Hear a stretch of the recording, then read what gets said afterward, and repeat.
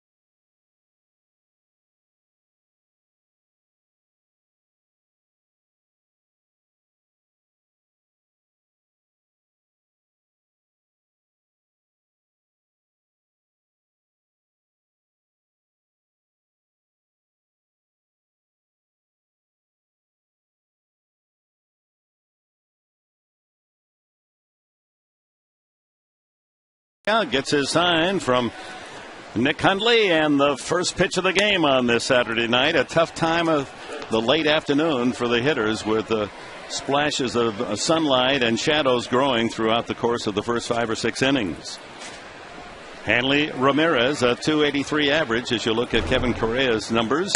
And Correa's pitching profile brought to you by the Mark Condos, luxurious downtown San Diego condos from the 300s. Go to themarksandiego.com. 2-0 to Ramirez. And off the plate as Correa falls behind, 3-0. The Marlins have been playing stunning ball of late. They're 12-6 in their last 18 games. They're 10-5 since the All-Star break. Their interim skipper, Edwin Rodriguez. There's a fastball for a strike. I don't think there's any question. This is a team, this Marlins team, that could get hot and make a run and put themselves right back in the National League East race. They start tonight 7.5 behind first place Atlanta. One hopper to Headley. That's a room service ground ball. 5-3 on the putout, and we're underway. Our starting lineup for the visiting Marlins, brought to you by Floor Trader. Pay way less for your flooring and take it home today. Now open in Lemon Grove. Morrison steps in. Sanchez homered last night. UGGLA's having another great year. Ross homered last night. Young Stanton looks like a terrific prospect, hitting 6th. Wes Helms 7th. Brad Davis, the catcher tonight, and Ricky Nolasco on the mound. Sanchez, the leader in the National League among rookies with 109 hits. This is Logan Morrison, just his 5th major league game. Had an RBI single last night. Hey, look at this Marlin team. This is a young team. Wes Helms, the oldest guy in that everyday lineup, but these are the kinds of kids you were coaching against at San Diego State. Exactly, not that long ago, and it's great that they get an opportunity to play and kind of figure out how you're supposed to play this game.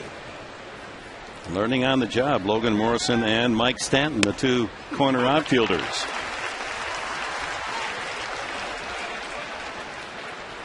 Correa came back, made a good pitch on Ramirez, 3-1, a little sinker, got a ground ball. After falling behind the count 3-0, now he's kind of settling in. He's throwing that backdoor breaking ball for a strike, throwing his changeup for a strike.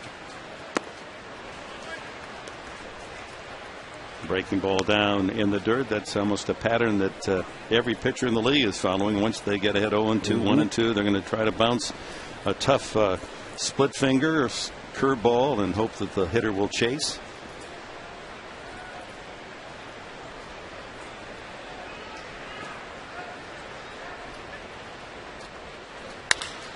Pulled right at Jerry Hairston. So a couple of easy ground ball outs to open the first inning. Sounded as if a fractured bat as well. And see, that looks so easy, just throwing a pitch, middle of the plate to get those what looks like easy ground balls. But there's an art to it, and Correa has gotten that late movement back, and that ball is starting to sink. This is a ball starts middle of the plate, a little bit of sink right at the end. Morrison comes across it, hits a ground ball to second. First baseman Gabby Sanchez, leading the National League rookies in hits, 109, and extra base hits with 38. Hit his 12th home run last night into the left field seats. He'll be a candidate for Rookie of the Year. And the Marlins are starting to push that possible event. I think that Rookie of the Year race this year is going to be pretty interesting. Some really good young players, and the Marlins have a couple of them with Sanchez and Stanton out there in right field. Ball hit to right field. Venable turning his back to the sun and makes the play. Solid 1-2-3 start for Kevin Correa. It'll be Hairston, Headley, and Gonzalez for the Padres.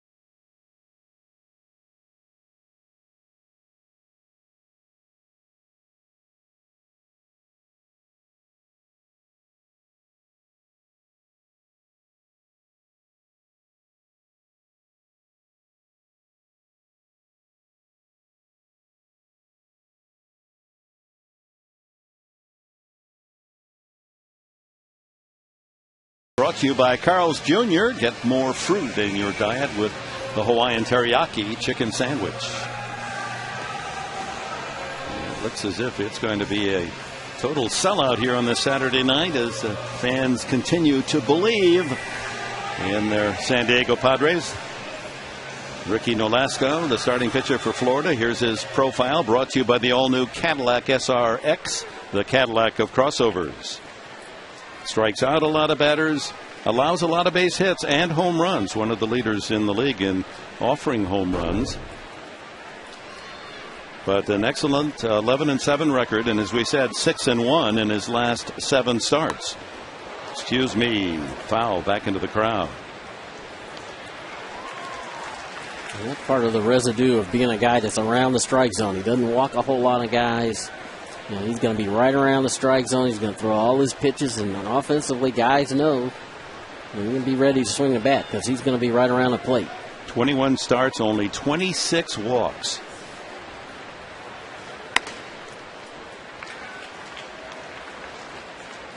And home runs, he is 4th most generous with 21, and he's number 9 in the league in giving up hits, 136 hits in 130 innings.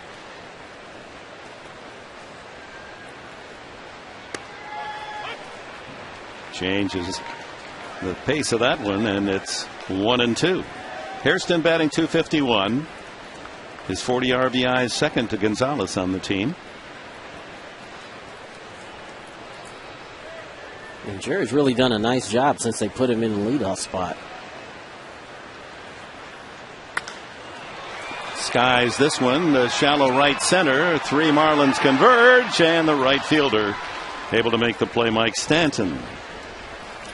Look at the Padres lineup. It's brought to you by Alpine Rock and Block. Start your next backyard project with Alpine Rock and Block.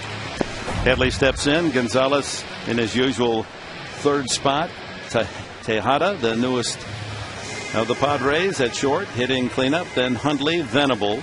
Scott Hairston bats 7th in left field. Tony Gwynn in center, and Correa, the pitcher, hits 9th. Headley, .271. Continues to hit over 300 from the left side.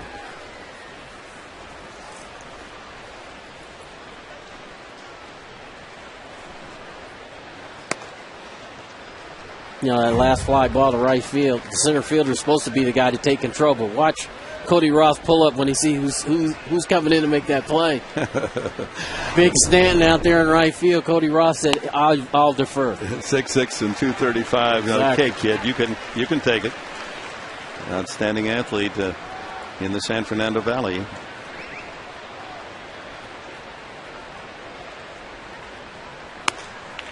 And Headley continues to draw walks. He's this entire homestand, it seems like he's had a walk or 2 in every game. Yeah, we were talking about Nolasco's going to be in the strike zone. 4 wide ones. Really not one of those close. He's totally out of character. Yep. He's from Rialto, California. That's where he went to high school. Makes his home out in the desert in Beaumont. Local product. Be sure that he's got a lot of friends and family. In fact, I saw a lot of them last night. They had the Nolasco Marlins jerseys on. Gonzalez with a man on first base, so they play him straight up on the infield and outfield.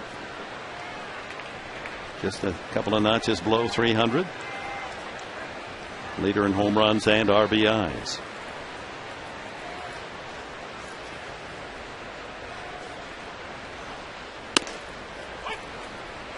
.93-mile-an-hour fastball, and we're all curious as to just how manager Buddy Black is going to use Ryan Ludwig and Miguel Tejada.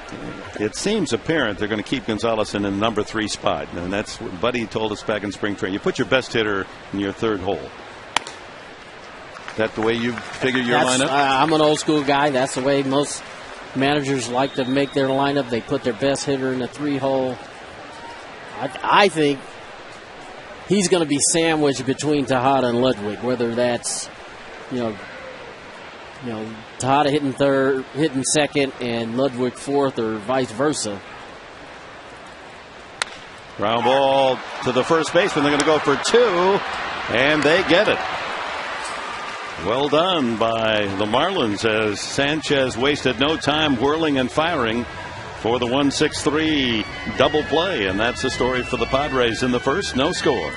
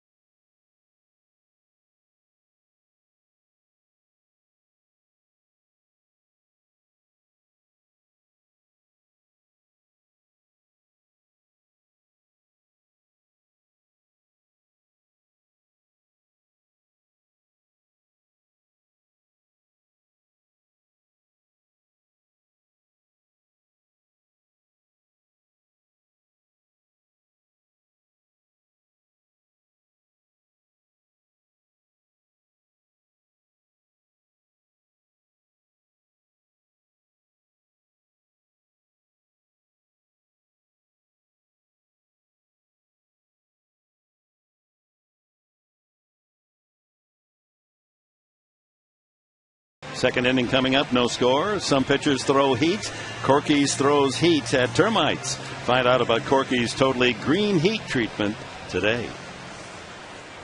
Just a perfect night for baseball. Temperature around 70, low 70s, bright sunshine.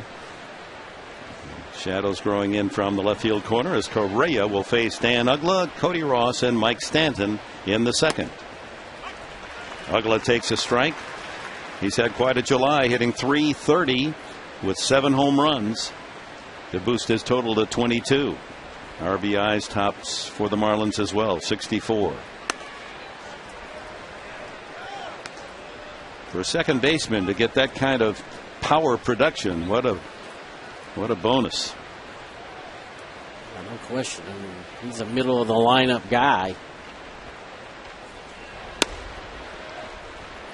2-1.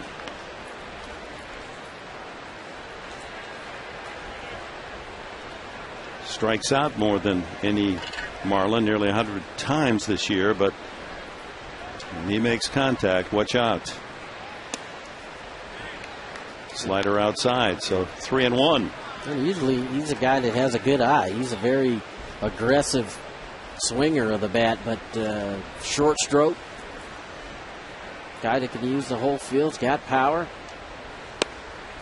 What was wrong with that? Apparently low as UGGLA draws a leadoff walk. 53rd walk for him this year to lead the Florida team. Let's check the San Diego defense, brought to you by Easy Turf synthetic lawns and putting greens. The best looking synthetic grass is now more affordable. Call 866 Easy Turf. Headley with the new Padre Tejada at short. Hairston and Gonzalez on the right side. Scott Hairston in left. GWYNN and Venable completes the outfield. And Nick Hundley behind the plate. And there's a strike to Cody Ross. Home run last night, his 10th of the season. A lot of rumors flying about the name Cody Ross before the trade deadline, but he's still in the Florida uniform. Yeah, Atlanta, you heard his name. Maybe with the Atlanta Braves, a couple other teams, but I think the Marlins still feel like they're in this thing, that they're not out of it. They didn't really want to be sellers. You know, obviously, when you have the lowest payroll, one of the lower payrolls, you got to be careful when you make moves, but they think they're still in this thing. Good changeup. Well, and they're all enthused as well about a new stadium where the old Orange Bowl used to rest. They have demolished the Orange Bowl, and a new baseball stadium. It will have a roof, hoping that that will inspire much higher attendance. They're not drawing much at all this year.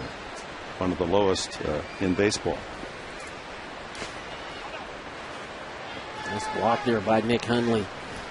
You know, Marlins, the one thing that they always have been able to do is develop that young player. And we talked a little bit about it last night. They've had years where, you know, after they won the World Series, traded a lot of their veteran guys, got some younger guys in return, and those young guys have been able to step out on the field and produce. And so I think coming into this year, they thought that they would mature and progress a little bit quicker than they have, but you know, they find themselves, you know, game over 500, 7.5 behind the division leading Atlanta Braves, and you know, they still got 2 months to make a run. I think they think they're entirely capable of doing that. You got one of the best pitchers, if not the best pitcher in the National League, going tomorrow in Josh Johnson with an ERA of 1.73, and Ricky Nolasco today, an 11-game winner.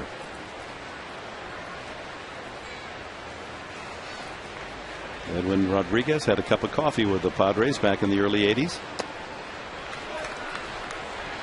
Now the count goes full.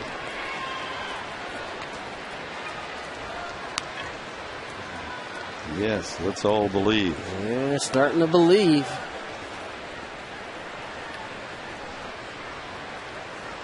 Shown that sign back in March in spring training. People would say, wait, what are you talking about? A lot of people. Right, but slowly but surely, as the Padres season had started,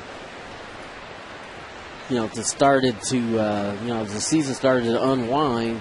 Believe me, these major league teams that they're playing, they know how good this Padre team is. Runner goes, fouled. Or is it? Did he swing and miss? Confusion around the plate. Yes. It's a strikeout, and the ball gets away from Hundley.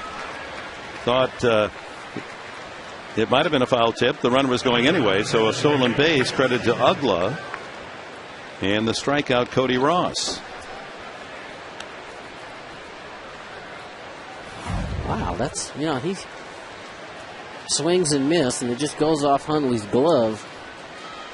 I think Cody Ross was trying to sell the fact that he fouled that ball off. You could hear the sound of the ball off the glove. Yeah. So 1 out, runner in scoring position for the rookie Mike Stanton. He has enormous power, this young kid. 8 home runs already. Hit 39 in the minors 2 years ago, 28 last year.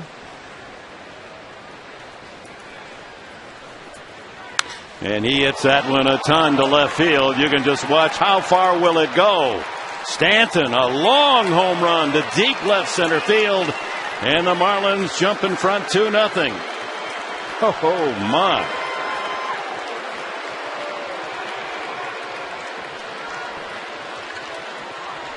That was 420 plus.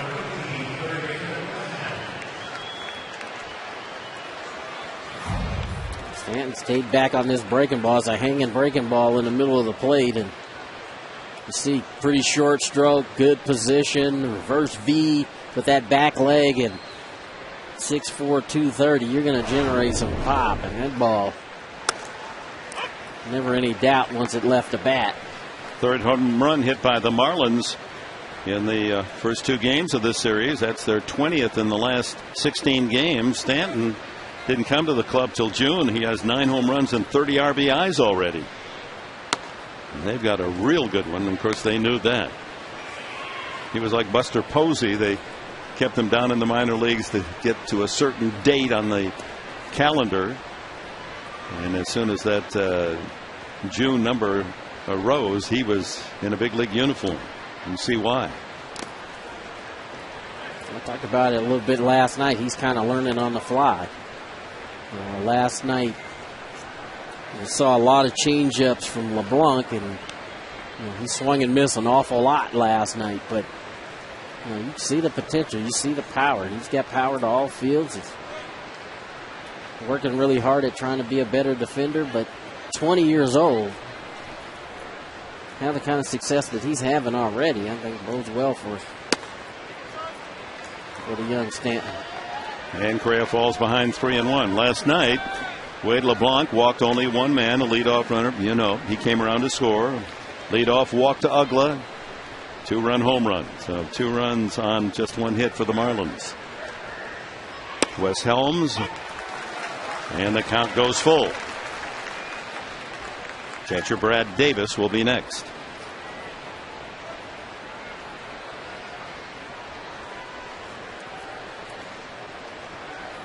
Well, let's hope that Miguel Tejada and Ryan Ludwig from the Cardinals will give that Padre lineup that kind of punch. And another walk. Close call, but just off the corner. Brian Knight, the plate umpire, and here comes Darren Balsley out to talk with Correa. It looks like Kevin's trying to be a little bit too fine out there. You know, these guys are capable of hitting the ball out of the ballpark. You don't want to leave a ball in the middle of the plate. He left one to Stanton, and he hit it out of the ballpark. Helms only 3 home runs this year. Draws the walk, and here's Brad Davis, another local product, born and lives up in Mission Viejo. 27-year-old rookie, played his college ball at Cal State Long Beach. Remember Brad Davis. Good defender behind the plate. He likes to hit the ball the other way. Balsley may have offered some pitching advice a la, just throw it in there. Come on, challenge these guys. Yes, sir. Make him hit it.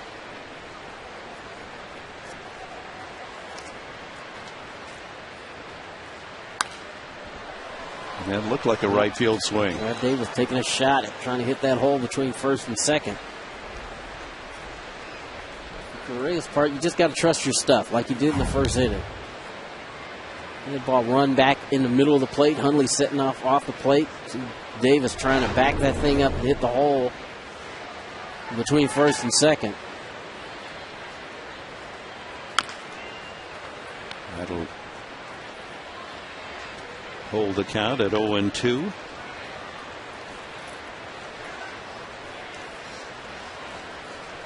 Correa here at Petco is 8-11 in his career. He's 2-2 against the Marlins as a Padre.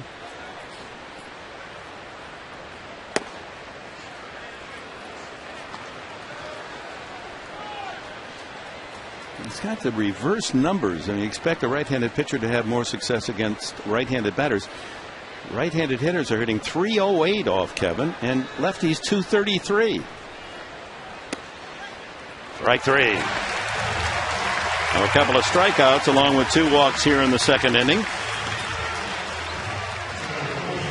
And pitcher Ricky Nolasco steps in. The last pitch to Davis, that ball came back just a little bit. Able to hit the outside corner. Nolasco in his career, a 143 batter, 1 home run.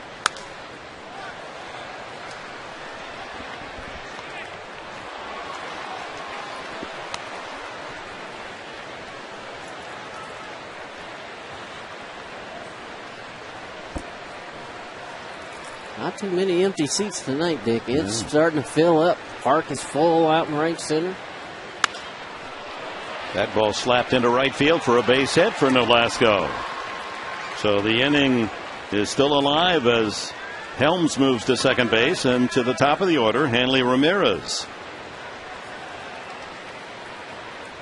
Bill Venable would have come up and looked to first base on that ball. He'd have had a shot at Nolasco down the line. You know, pitcher's hitting, you're shading him towards the line, and that ball's, he had a little trouble picking that ball up in right field. And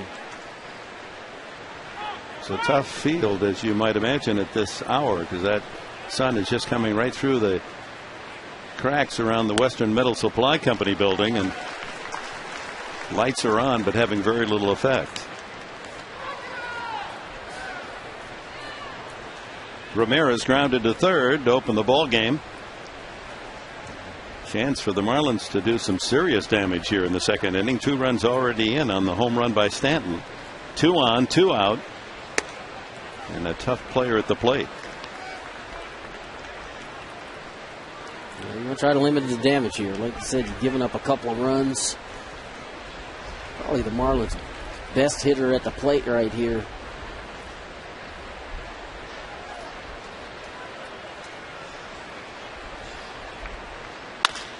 Up the middle.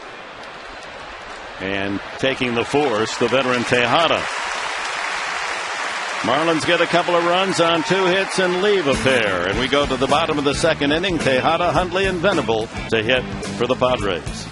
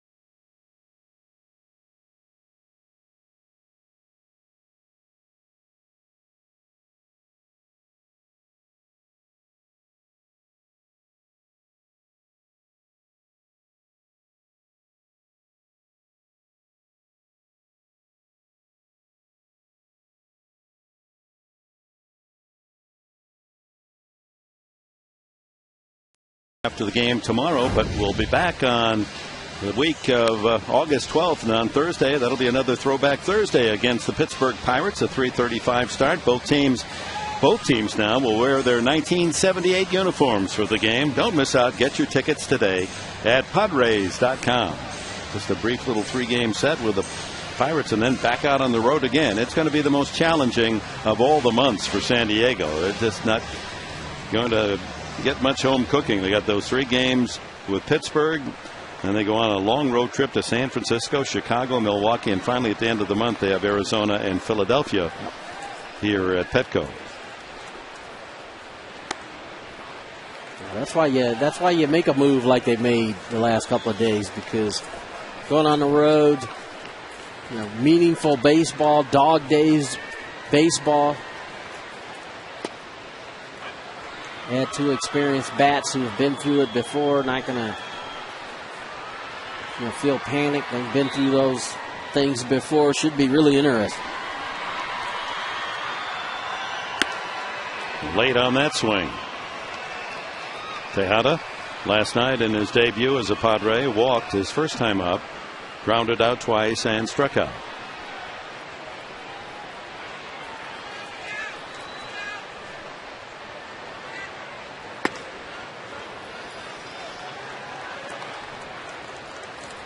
So far against Tejada, they really haven't.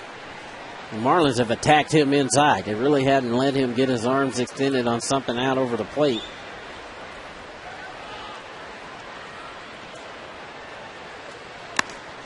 Fouled into the glove of Brad Davis, strike 3. Let's check the Marlins defense. It's brought to you by Mercedes-Benz. Helms and Ramirez, UGGLA and Sanchez around third to first. Morrison in left. Ross in center. The other rookie. 2-run home run tonight. Stanton in right. Davis behind the plate, and Nolasco, a 6'2" right-hander. He's 228 pounds. He comes right at you, doesn't he? 27 years of age. Fouled back by Nick Hundley. Hundley batting .249 with 5 home runs. There's his numbers. And of course, Yorvi Torrealba with a 13-game hitting streak. He'll play tomorrow, we would guess. Torrealba, a couple of hits last night. Padres out hit the Marlins 8-5, but Florida with a couple of home runs, and the visitors from South Florida muscled up early today with a 2-run Mike Stanton home run. Marlins been able to do it the easy way. A couple of swings of the bat, put runs on the board. Padres have had to work to put their runs on the board, and when you're facing this kind of pitching like in this series, Nolasco tonight, Johnson tomorrow, you know it's going to be tough. And another strikeout as Nolasco having it his way in the early going. Back-to-back strikeouts of Tejada and Hundley. Will Venable comes up. So the breaking ball starts that ball in the zone, and it falls out. Slider. Nick Hundley right over the top of that.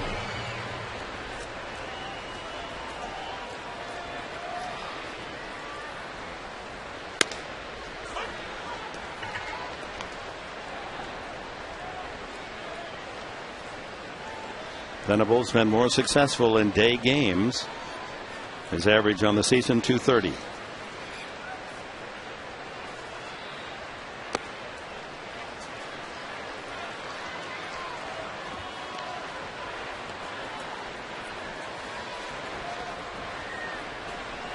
Padres hoping here as they come down the stretch that the bottom half and bottom third of the order could get some things going. Out in front and fouls that back. Nolasco is a pitch away from striking out the side. He was acquired from the Cubs 5 years ago in a trade that sent Juan Pierre to Chicago. Another example of trading a veteran, getting a good young player. Just outside. You could hear plate umpire Brian Knight call it. Last outing was against the Giants up north and allowed only 1 run. High pop up. Third baseman Wes Helms, and gives ground to the shortstop Ramirez. And it's an easy inning for the right-hander Nolasco. We go to the third. 2-0 Marlins.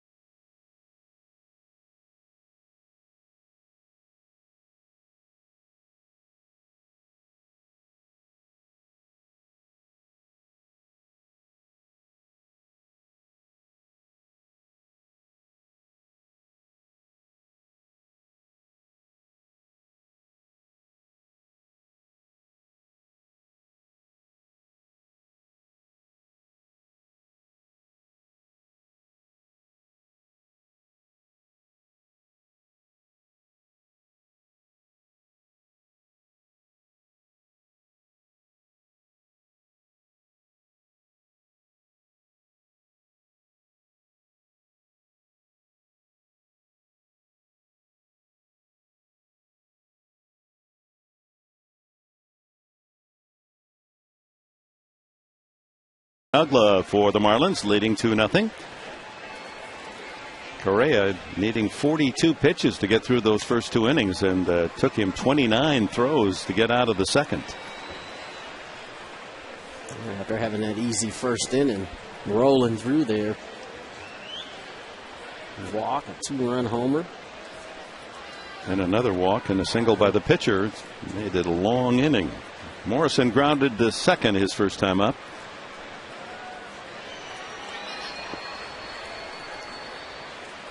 Five for 19 as a big leaguer.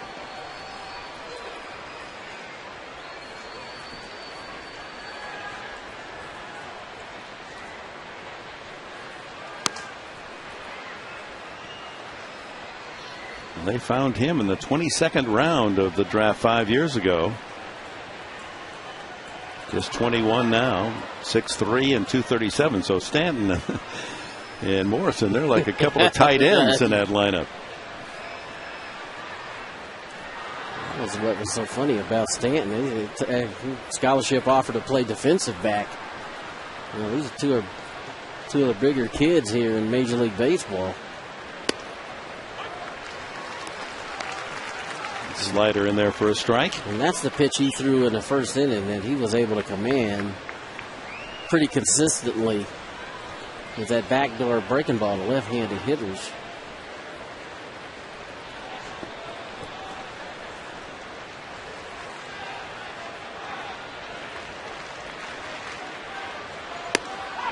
He got him with the fastball at the knees. That's the third strikeout for Correa.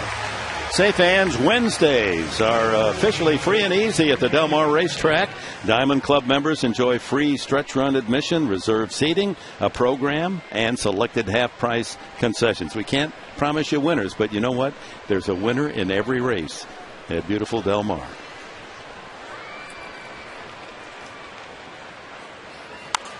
First pitch swinging is Gabby Sanchez. I'm kind of worried that folks out there at Del Mar been calling, where you been in Berg? I said, they're looking for, my contribution. I'm usually heavily, I leave with my pockets empty, but baseball, I guess it's saving me some money. Hey, it's exciting being at the ballpark. Yeah.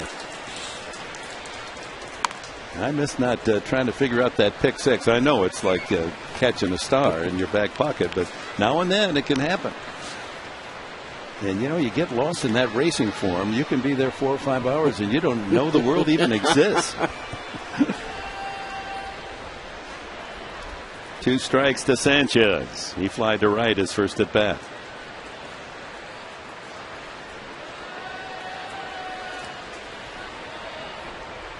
Looks like Correa and Hundley trying to get on the same page here. Hit to right center, and GWYNN, good break on the ball. He was in the right spot at the crack of the bat. 2 away, and UGGLA walked and scored on Stanton's home run. Steps in. That last pitch, Hundley wanted this ball down. You see his glove pointing down. Correa gets it up, and that's a mistake. Sanchez does what you're supposed to do. He hits it hard. Unfortunately, or fortunately for the Padres, it's right at Junior out in center field. But we talked a little bit about this last night with Wade LeBlanc. You have to, against this team especially, they got guys who can hit the ball out of the ballpark. You have to try to work that ball down, and that was a mistake that he was able to get away with.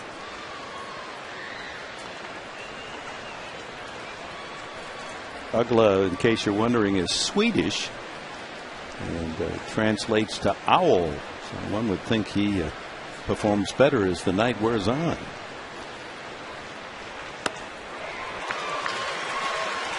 Probably doesn't give a hoot whether I said that or not. But see, UGGLA doesn't get cheated. Ahead in the count there, 2-0. Looking for a fastball. Takes an aggressive hack.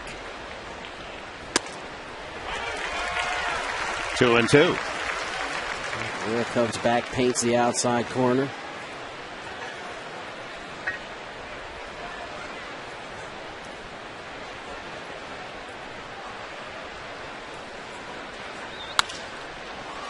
A roller to HAIRSTON.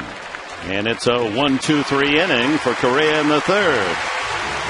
Home half of the third, it'll be HAIRSTON, GWYNN, and Correa. 2-0 Florida.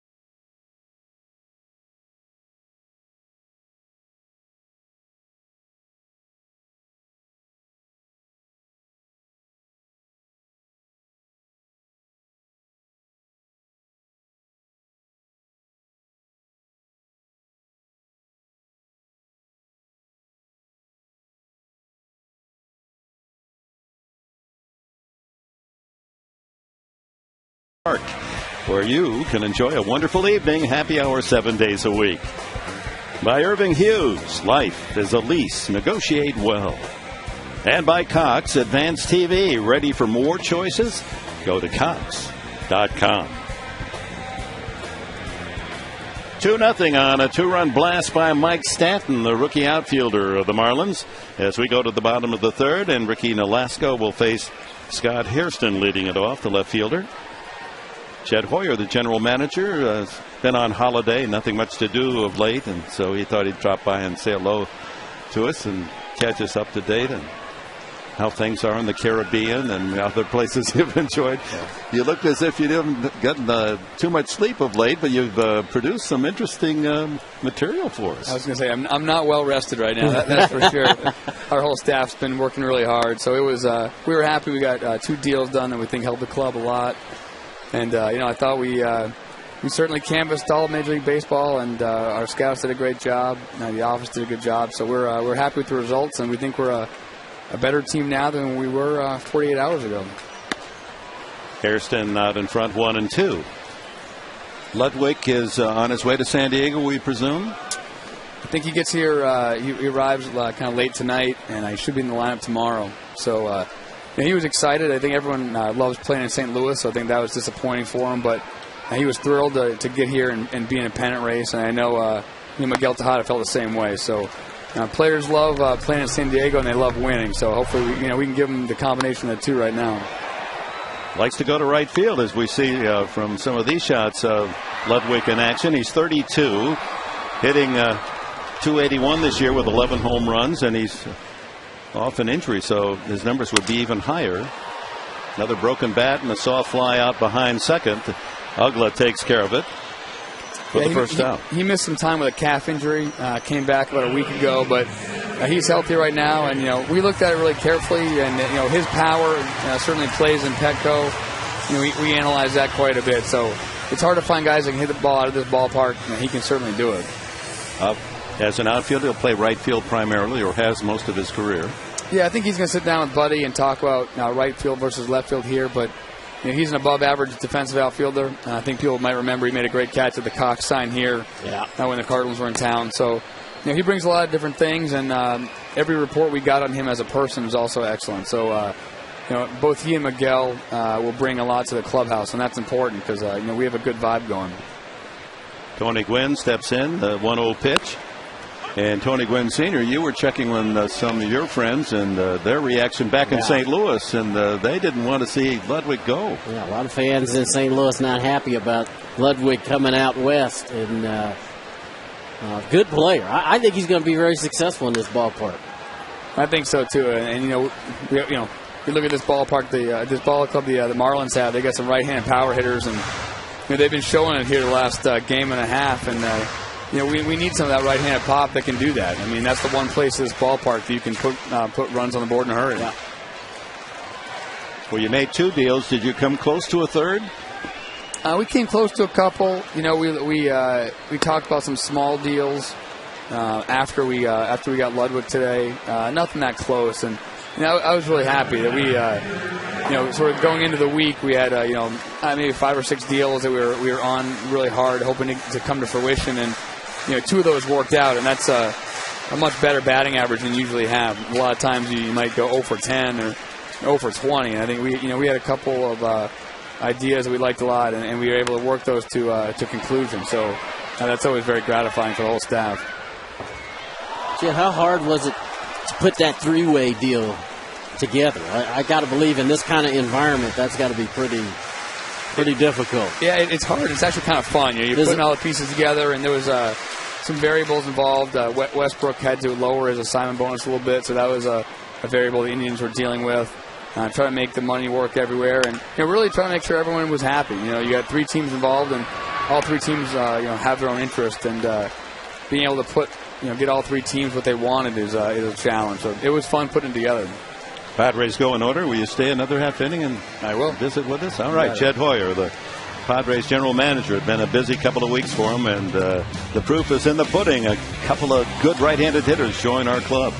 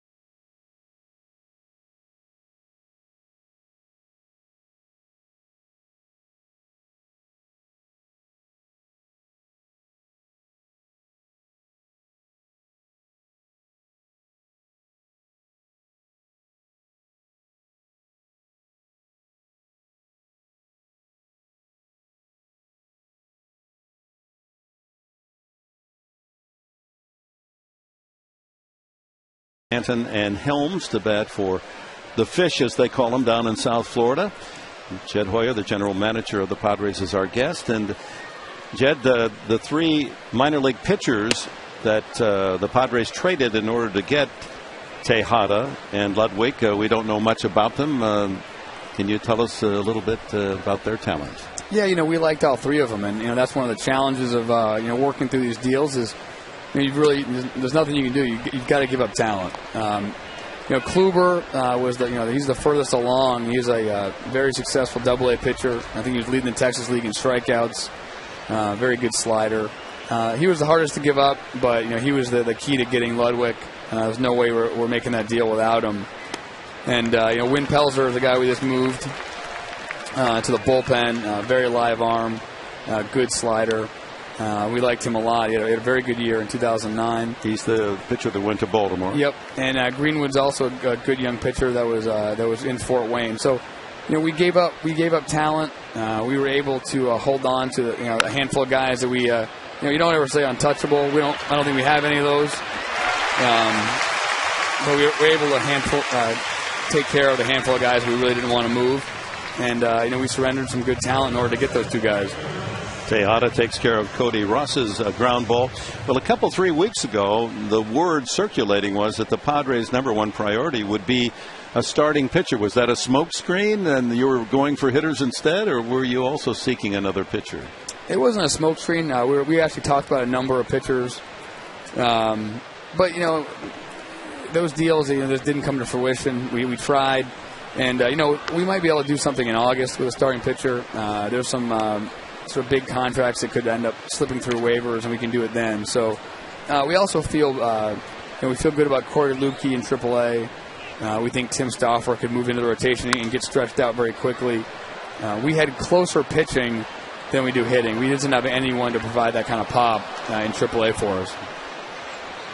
And how about the top draft picks in the amateur draft? Are we close to signing some of those? We're working on it. We're working on Karsten Whitson. Our #1 pick is actually a couple suites over, enjoying the game here and enjoying San Diego with his family. So we're working hard to get these guys signed. But, sort of like today, deadlines often bring decisions. Yeah. And I think we saw that today, and we may well see that in August. There's Karsten Whitson, the #1 pick. He's from where? Florida, isn't he? He's from the Panhandle in Florida.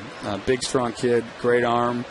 And we were thrilled to get him, and we're looking forward to getting him signed. Matt Latos, a Floridian there. He was selling hard today. He did a great job. That's good. Sell him on San Diego. And well, this ought to be pretty impressive, huh? Sellout crowd, and Saturday night, great weather, pitcher's ballpark. Yeah, it's hard to beat this, I'll tell you. Yeah. And, it's been so fun watching these crowds get bigger and bigger as the season's gone on. And I'm really happy that, it seems like the city has really embraced this club. And it's hard not to like this club. They've come from behind so many times. Yeah. They're always fighting in every game. So I'm glad that these crowds have gotten bigger and bigger. And now we're at the point where 35,000, 40,000 is a regular thing. It's great. 120,000 for the Dodger series, 30,000 last night. With the crowd tonight, it'll be over 190,000 for 5 games of this homestand, and will be well over 200,000 after tomorrow. So that is indication that people are starting to believe. And then you go out after the games. There's so much energy within the city, and fans that have enjoyed the action. Yeah, there's nothing more fun than working in baseball and having people talk about the team, and you go into coffee shop or walk down the street. So we're getting to that point here, and that's where we want to be.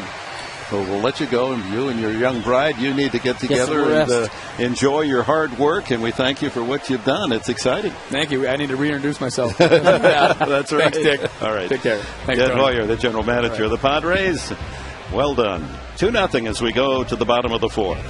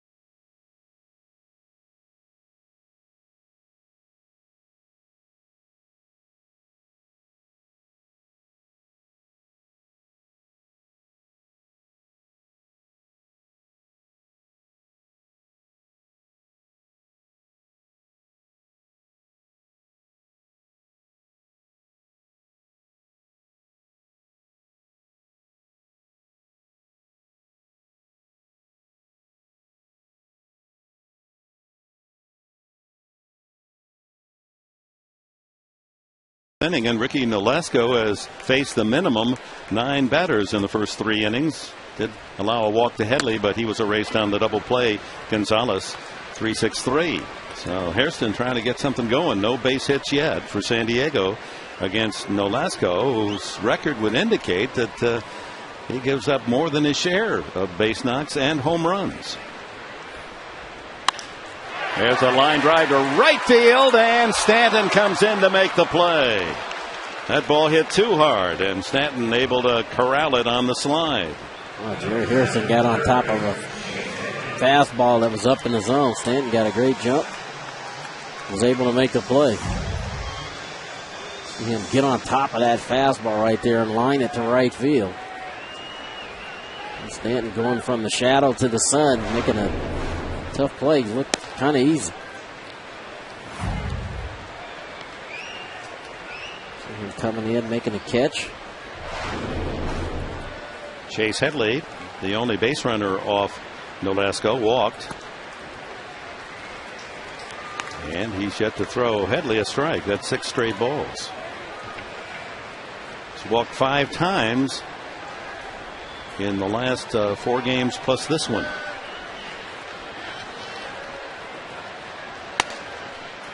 Ball 3. Again, Nolasco, Headley's been the only guy where he's just hadn't been able to throw strikes. There's a strike, 3-1. Took a little off the fastball, laid it in there. That's what he's been able to do tonight. Take a little bit off the fastball, a little bit off his slider. 3-2.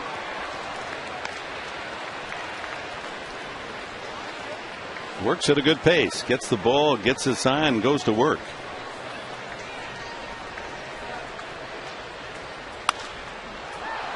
High fly ball, shallow left. Logan Morrison for the second out. Well, Anibal Sanchez pitched the game prior to this series up in San Francisco for the Marlins and held the Giants to 1 blue pit. And last night, a solid job by Chris Volstead. He went 5+, allowed the 2 runs. And now Nolasco off to a terrific start tonight, with their best pitcher, Josh Johnson, going tomorrow. Gonzalez wrapped into a 3-6-3 double play in the first inning. Like I said, Nolasco has done a really good job of changing speeds, mixing in the fastball with his breaking ball. He's gone up the ladder like that with the fastball. Done a good job so far. And you know, you get into a rhythm like this as a starting pitcher. If you're the opposition, you want to try to get him in the stretch, get him to do something different, because he's rolling along right now, throwing a whole lot of strikes. That's the highest velocity fastball yet, 94. Yeah, getting to work out of that full windup, luxury of that.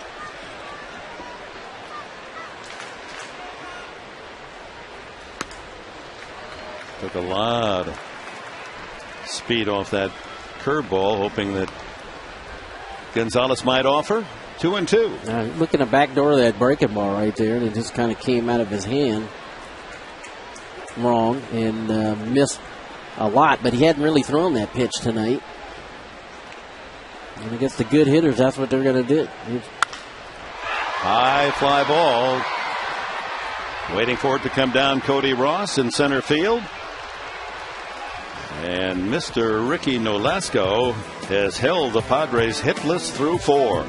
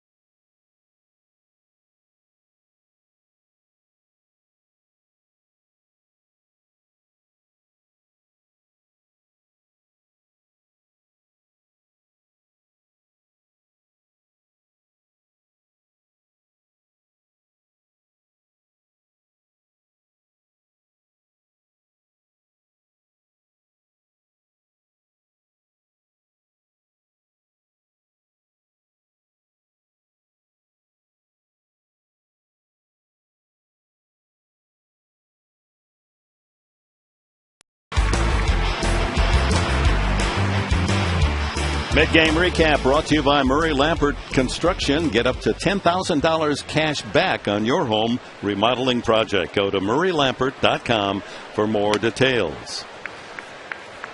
Big sellout crowd overflowing out into the park. Kevin Correa has allowed just 2 hits, a single to the opposing pitcher Nolasco, but a long home run by Mike Stanton as he faces catcher Brad Davis, top of the 5th inning. Davis just called up from the top farm club of the Marlins in New Orleans, the Zephyrs, this past week. 2 for 8, counting his strikeout, his only at bat today.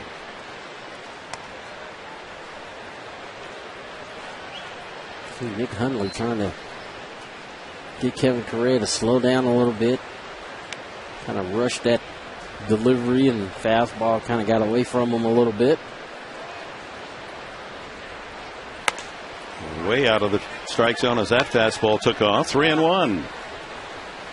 And here's the guy you don't want to walk. He's just up from AAA. You got the pitcher next. You walk him. You give them a chance to bunt him along in the top of the order, waiting to add to the 2-0 lead. But he earns the walk. It was a leadoff walk in the second that preceded Mike Stanton's home run.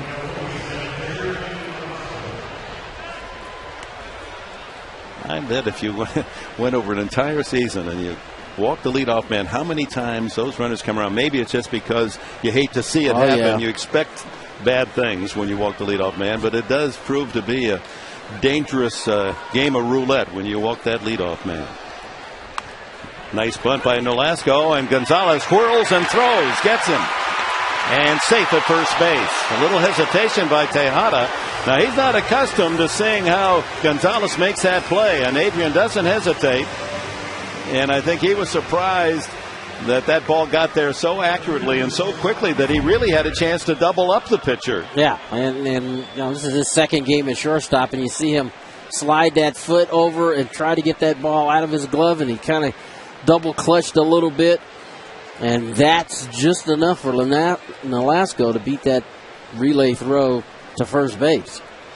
It comes out of that glove cleanly. They're going to get a double play on that ball. And so, nevertheless, Gonzalez does get the lead runner, and the pitcher Nolasco then at first base on the fielder's choice. Hanley Ramirez has grounded out to third and to short, his first 2 at bats.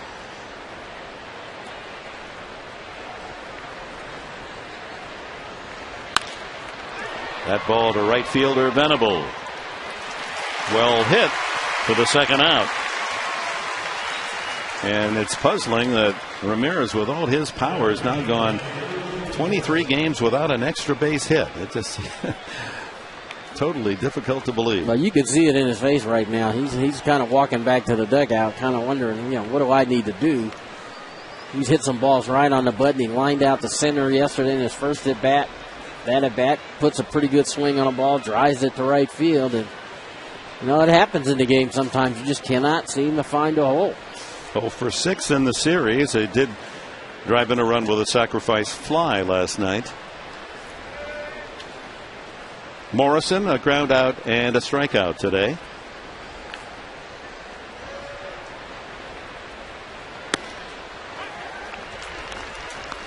Dick, a minute ago you were talking about those leadoff walks. We've been around the game long enough to see how those walks always seem to find a way around the bases and score runs. And Cincinnati Reds back in the day used to have on their scoreboard, walks will haunt, and that I just remember that my whole career.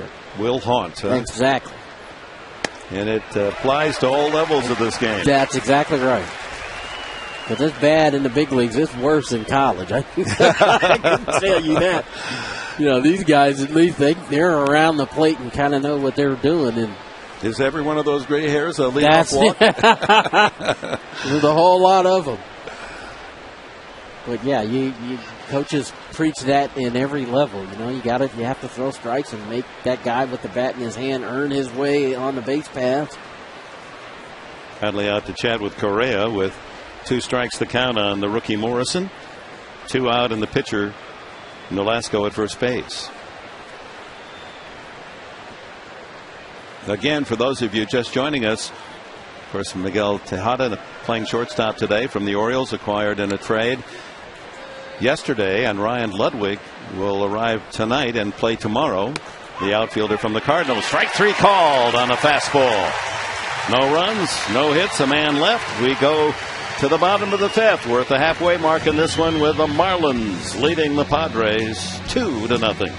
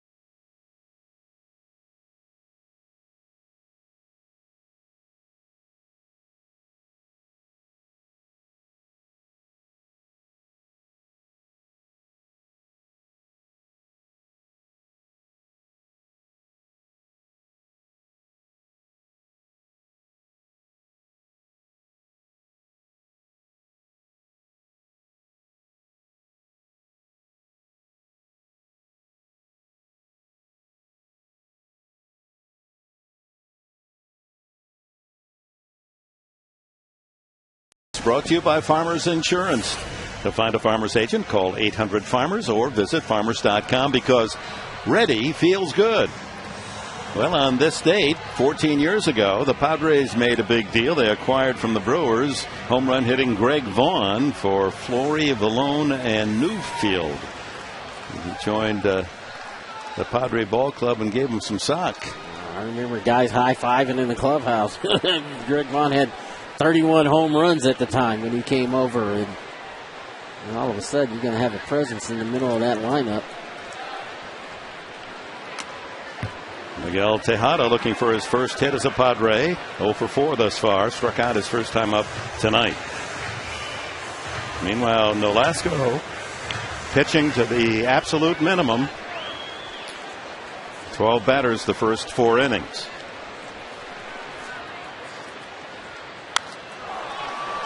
That was a hanger, and Tejada just sends it high over the head of Ramirez at shortstop. Lasco got away with a mistake there. You could hear Tejada's reaction on a hanging breaking ball. Hear him being upset. Hanging breaking ball in the middle of the plate. Ramirez. I'm not sure I'm fond of that kind of adventurous catch. I know he'll make 99 out of 100 or 999, but it's that 1,000th that would worry me. Well, we saw that one earlier this year when that ball kicked that ball down the left field line and wound up costing his manager his job. Nick Hundley struck out first time up. Slow roller to third. Helms across, 2 away. Well, do we have something special brewing from this 27-year-old right-hander Nolasco? So far, he's been in complete control. The hardest ball hit probably was a double play ball Adrian Gonzalez hit in the first inning. Hairston's line drive to right. Oh, Hairston, yeah, exactly. And so he's been in control, and the thing that he's doing is he's throwing his fastball up in the zone and coming back with that breaking ball. Early in the count, he's been able to work ahead through the pitch count. 55 pitches here in the bottom of the 5th. There's a line drive falling into the glove of the center fielder, Cody Ross. 5 innings of no-hit pitching from Ricky Nolasco. 2-0 Florida.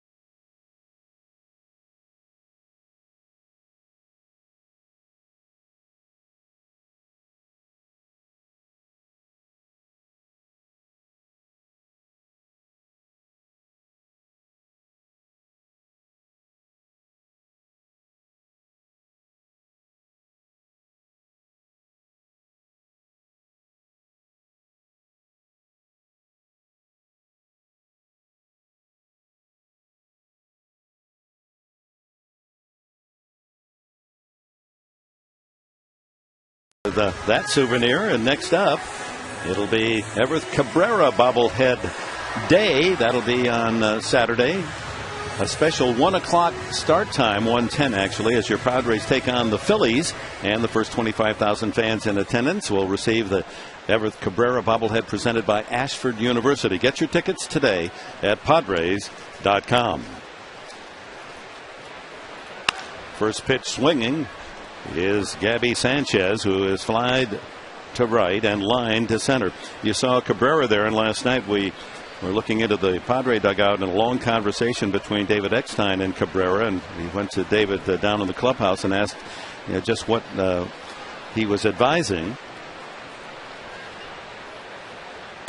And we surmised that it was Cabrera concerned about not only the way he's hitting, but the fact that with the changes and the new additions by the Padres, that he might be buying an airline ticket to Portland. And actually it was more than that, as Eckstein said that Cabrera just was frustrated about what do you do with 2 strikes on you. And Eckstein said, I was trying to tell him it's okay to have 2 strikes on you. Don't be afraid to strike out. Yeah. And he's in that place now that when he gets 2 strikes on him, it's like, oh, I can't, no, I'm dead. Yeah. Well, that's you learn that. And that's that process that these young guys are having to go through. He reaches out and punches that one foul. Count 1-2. He said the conversation about if you do get sent to Portland, that it could be a good thing. He said, I'm prepared for that speech too. But he wants so desperately to play well, Cabrera, and he's such a good guy, and he works so hard at his craft, but he's just at a point in his career. He jumped from Class A all the way to the major leagues. He hasn't gone through all the ladder steps. And maybe in some ways, if indeed they do send him to Portland, it'll be good for him.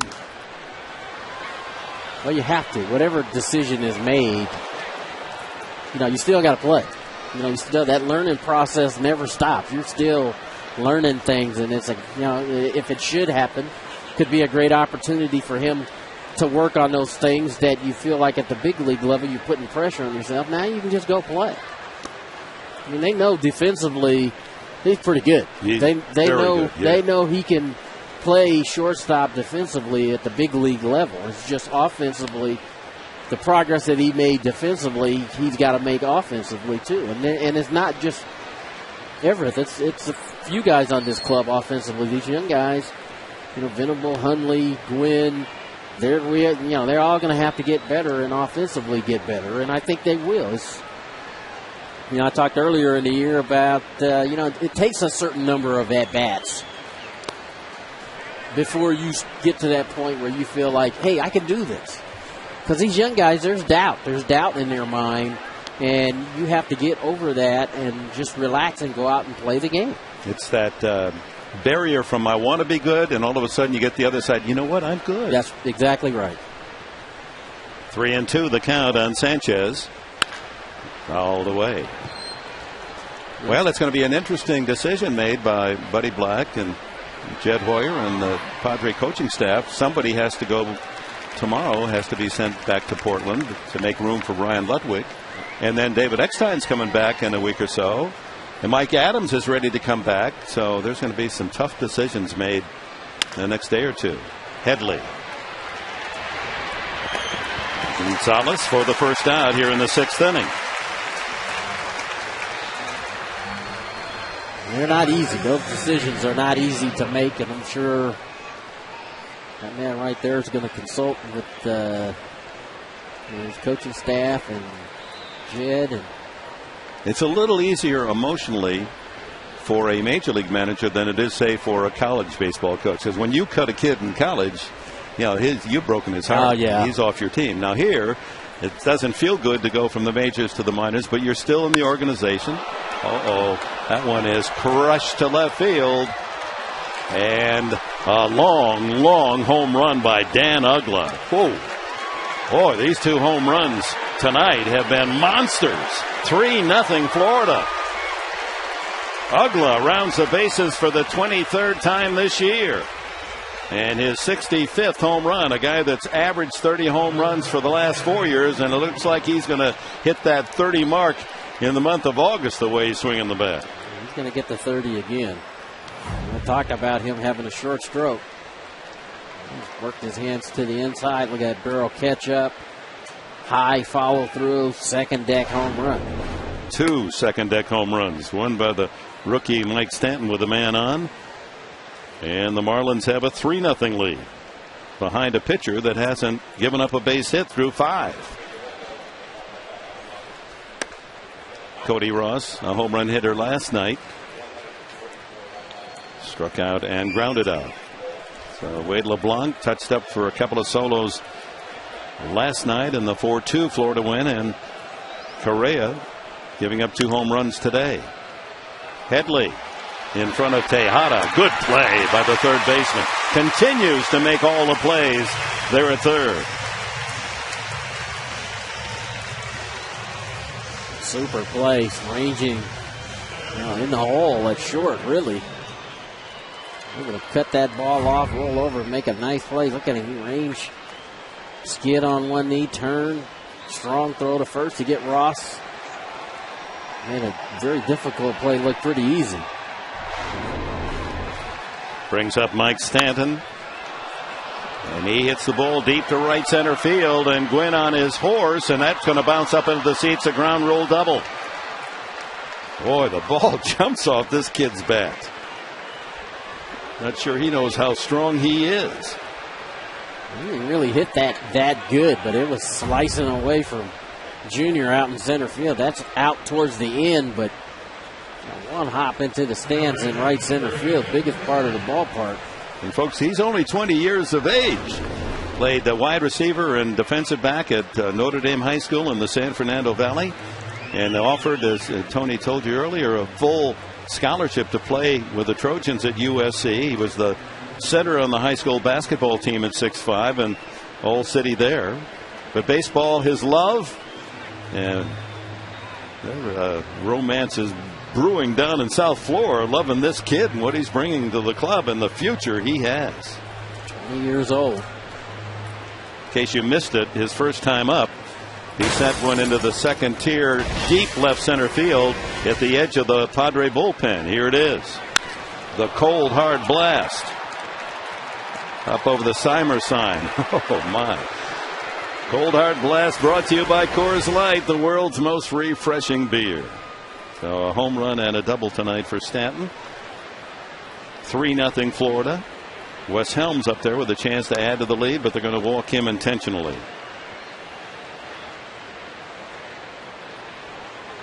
Ernesto Frieri, one of the live young arms for the Padres, and he's been outstanding since coming to the big club. Pitcher spot is due in the bottom of the 6th inning. HAIRSTON, Gwynn, and Correa scheduled in the home half of the inning as the Marlins building their lead. I'd rather pitch to Davis, just called up from the minors.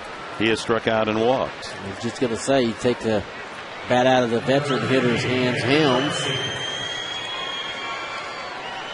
Look, Brad Davis here.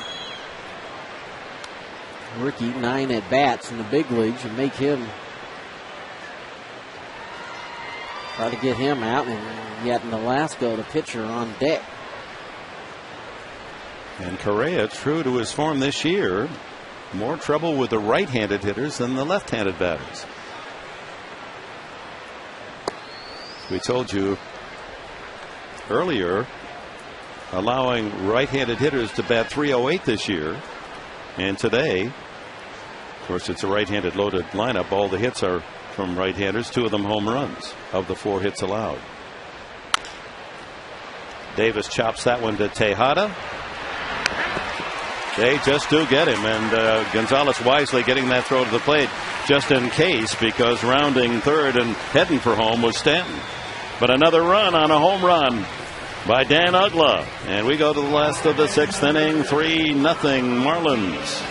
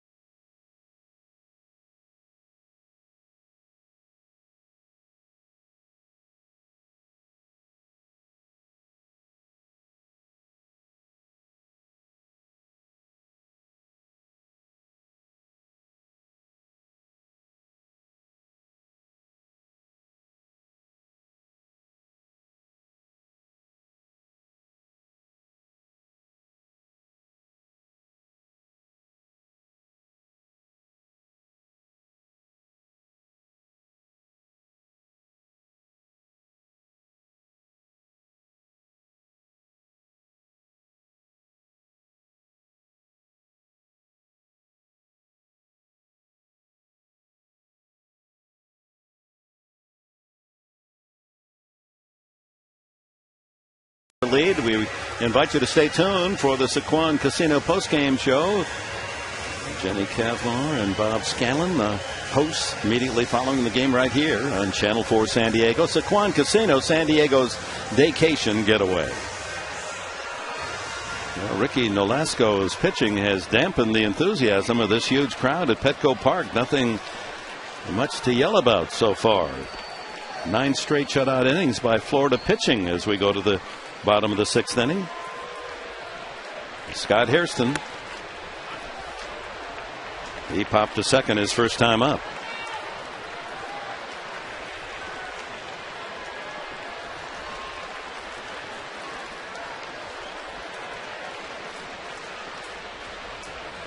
That ball hit well to left field, and back goes the left fielder Morrison. Touch 'em all, Scott Hairston.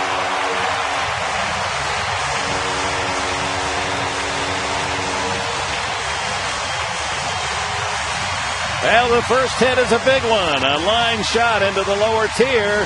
Hairston, his 10th home run of the year. Well, Velasco made it, got a ball up, and Hairston turned that around quickly. See the location, he wanted that ball out over the plate. Instead, he missed in and elevated. And Hairston got the barrel of the bat to it, and it's hits the top of the wall and goes out of the ballpark. Just enough. Tony Gwynn, strike one. Gwynn has struck out his only at bat. Well, let's see if that gets life stirred in that dugout for the Padres after being no hit through 5 innings.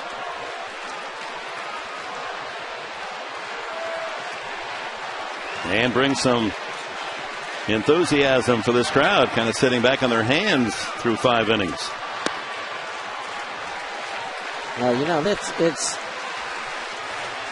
hits the home run, and now you know that you guys can put the bat on the ball against him. Velasco missed badly. That went up the middle, but right at the shortstop, and Ramirez with a quick throw gets Gwynn by a stride. Oscar Salazar in the on-deck circle, and he apparently is going to bat now for Kevin Correa. No, they're going to switch here. Buddy Block had Salazar out there, calls him back, and Cabrera, with no one on, will be the pinch hitter.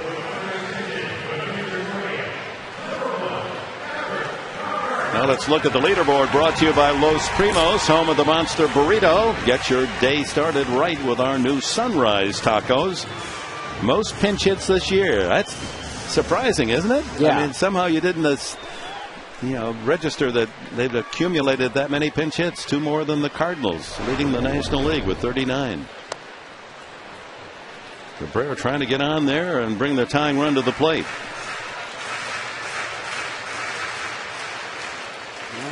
You think that, because I think when you think of pinch hitter, you're thinking about a situation where a guy's got a chance to maybe win a game or drive in a big run, but the Padres do a lot of double switches and sending a guy to pinch hit against a left-hander or a right-hander.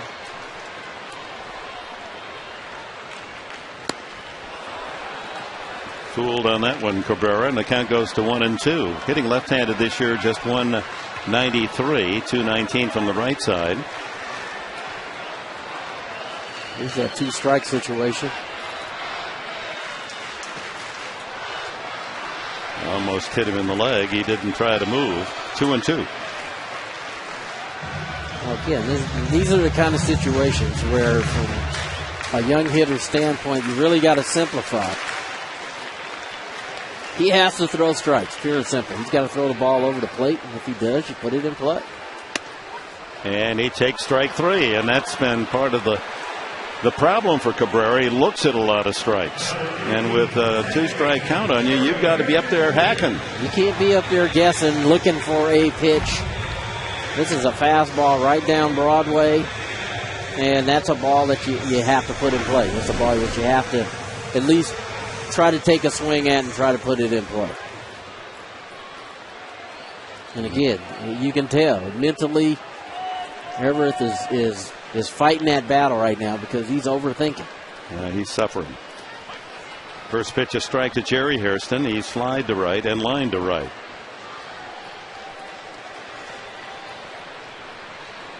Did you ever go through as a young kid, a terrible slump like that? Sure, we all go through that. And, luckily I had veteran guys around me, Steve Garvey, Tim Flannery, Craig Nettles, guys that, kind of help talk you through those kind of depressions. But, we put all kind of pressure on ourselves to be successful, and you can't help it. You're going to, especially as a young player, you are going to put pressure on yourself, and you're going to overthink it.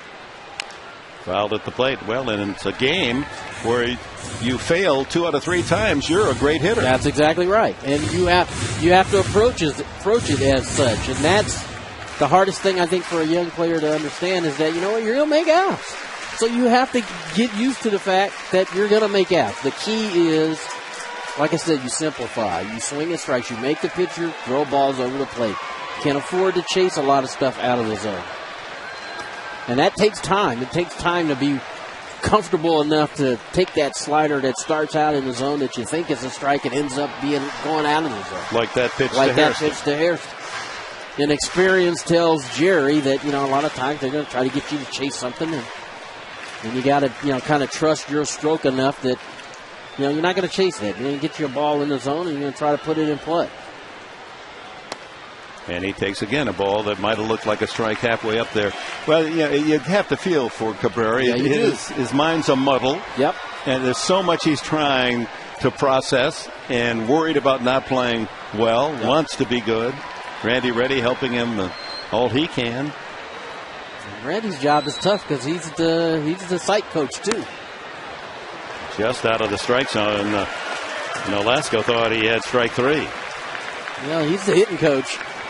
But you're also using a little bit of psychology. You're trying to prepare these guys. You're giving them a game plan. And it really just boils down to you knowing yourself well enough to trust what they're telling you. Hairston, the veteran, has worked the count from 2 strikes to 3-2.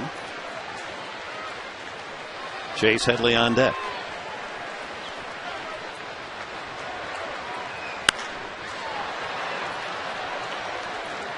So when you did find yourself in a slump, even as an established, outstanding hitter, did you have some simple rules? I did. My simple rule was if I could hit the ball to left field, I could hit everything. So when I went bad, it was usually because I was out in front playing pepper with the second baseman, rolling over balls. I always tried to go the other way. I just tried to back the ball up, see it as long as I could, hit it the other way. Fouled away again.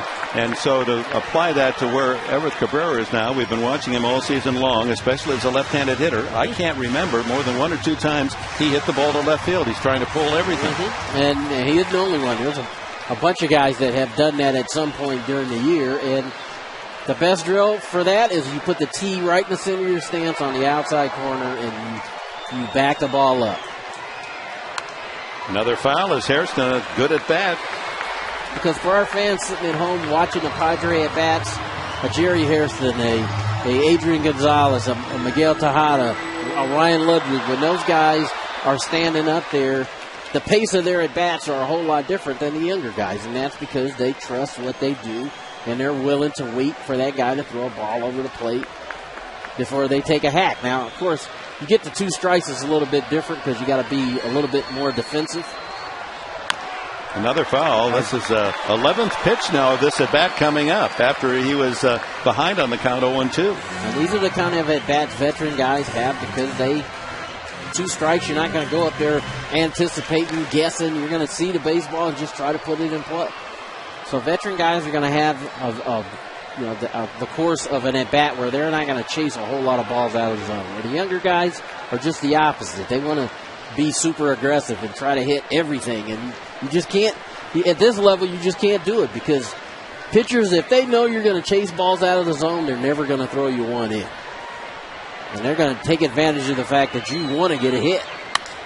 Like that, but it's off the glove of UGGLA, who's able to recover, throw low, and Hairston is out despite the submarine slide at first base. UGGLA able to knock down a hard-hit ball. That's a good at-bat by Hairston. He didn't come up with a base hit, but he hit the ball smartly And UGGLA able to manhandle it there and kept it in front of him. And even with a low throw, they get HAIRSTON.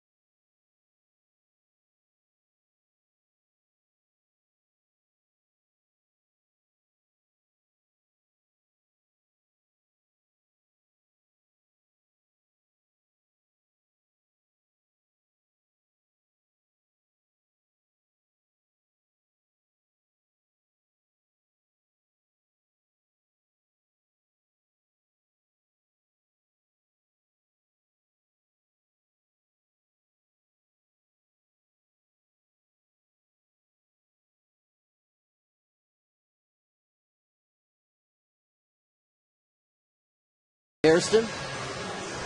We got a new pitcher in the ball game. Tim Stauffer comes in out of the bullpen. See the numbers, 3-1, great ERA, and we heard Jed Hoyer talk earlier tonight about the possibility. Hey, they need another guy for the rotation. He's a guy that just might be able to do it. Yeah, the heat of that August schedule and being on the road, Jed Hoyer recognizing the talents of Stauffer. Correa allows 3 runs, all on the home runs, but worked a solid 6 and leaves the game trailing 3-1. Velasco, then Ramirez and Morrison here in the Marlins 7th.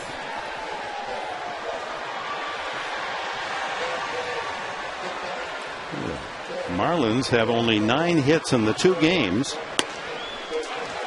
but the 9 hits have produced 7 runs because they've all come in on home runs. Yeah. For the 9 home runs. Florida pitcher with a base hit to right field his first time up, and then tried to sacrifice and was safe on a fielder's choice.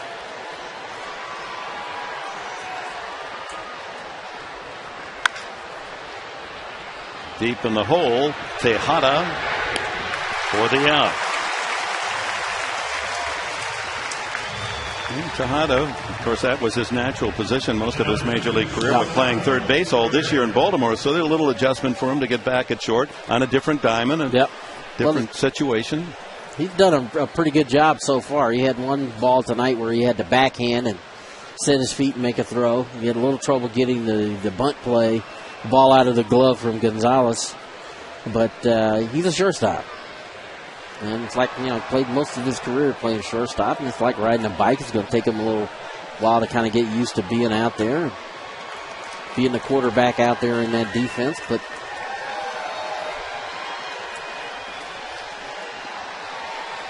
Hanley Ramirez, 0 for 3, grounded out twice and line to right. On the corner. Stauffer jumps in front, 2 strikes. Well, that's another thing about when you're struggling. It always seems like you're down in count 0-2. Just, they can throw anything they want, breaking balls, fork balls. It just always seems like you're down in the count, and you're in battle mode. You're just trying to put the ball in play.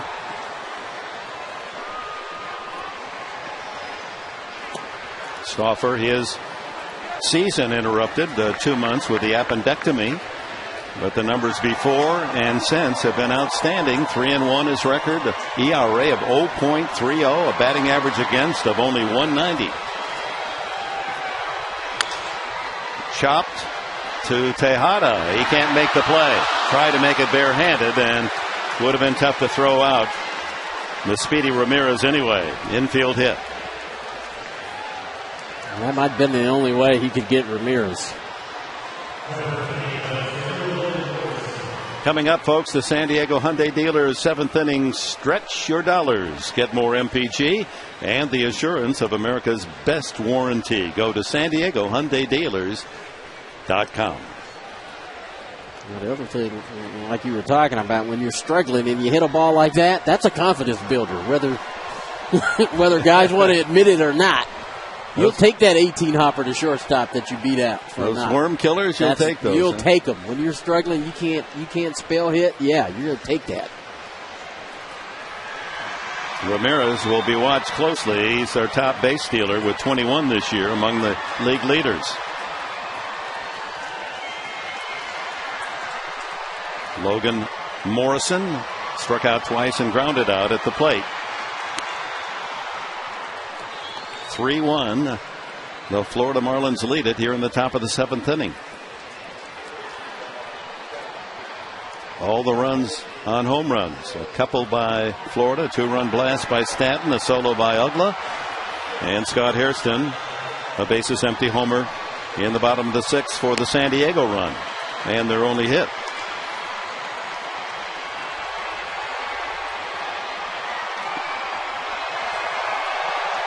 Now fans trying to get the dreaded wave going. 42,072 with us here at Petco today and tonight. Line drive at the left fielder. Hairston goes back and can't make the play. Reading it all away and having trouble picking up the ball. So right on around third goes Ramirez and he scores. Goodness. Hairston failed to catch the ball, then he failed to pick up the ball, and Ramirez just kept chugging around the bases till he scored. 2 errors will be charged to Scott Hairston on the play. That's a line drive. You see Scott gets turned around and hits him right in the palm of his glove, and then when he picks it up, he tries to pick it up. See him trying to pick that ball up, and he actually flips it back to the back wall. So off the glove, he tries to pick the ball up, and it goes through his hand to the wall, and Ramirez just kept on running. So 4-1 Florida's lead, and Sanchez trying to get more with Morrison winding up at second base. No one feels worse right now than that guy, Scott Hairston. That's a tough play, line drive right over your head, and he got turned the wrong way.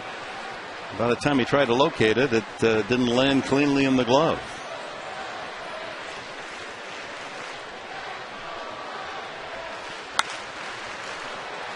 Fly ball right field line. Does Venable have room in the bullpen? Not quite.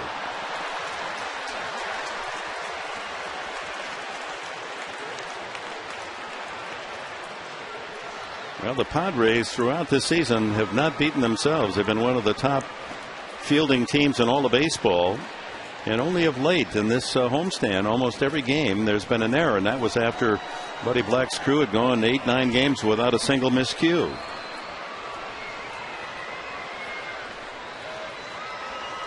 That last one, the first error is tough because he got turned the wrong way.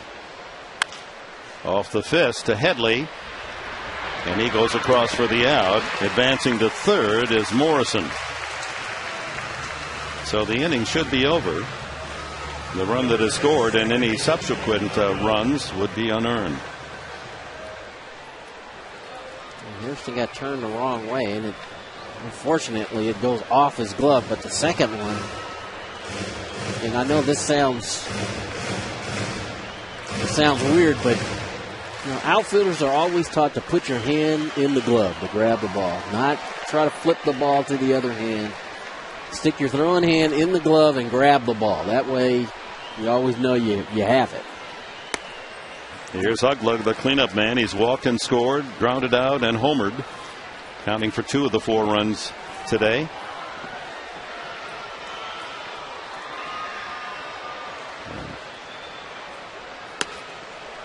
Morrison at third with 2 out. And the Marlins building their lead here in the 7th inning to 4-1.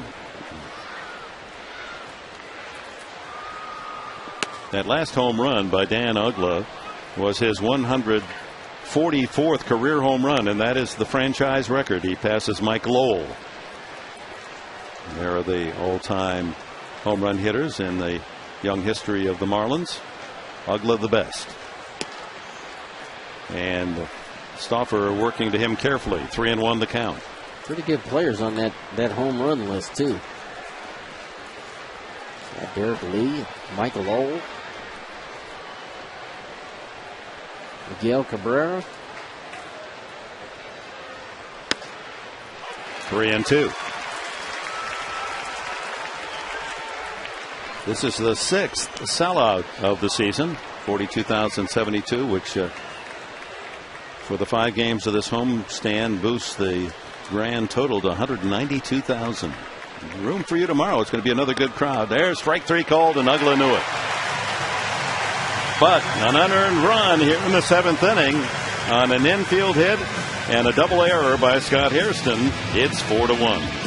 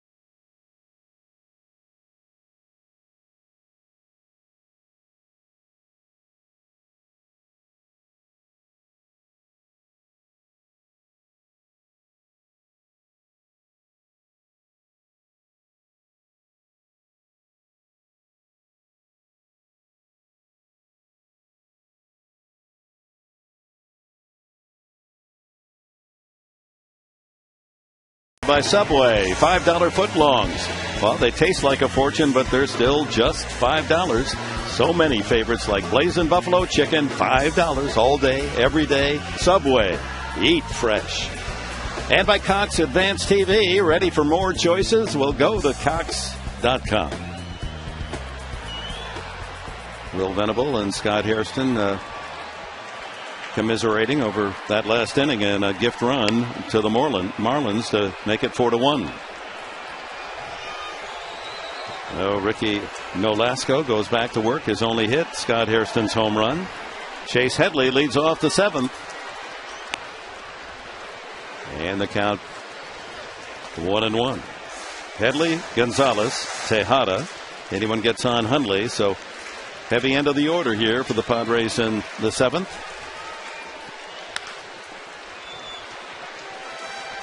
Lasco still changing speeds. Couple of change-ups there. Into the 7th inning. He's only thrown 80 pitches.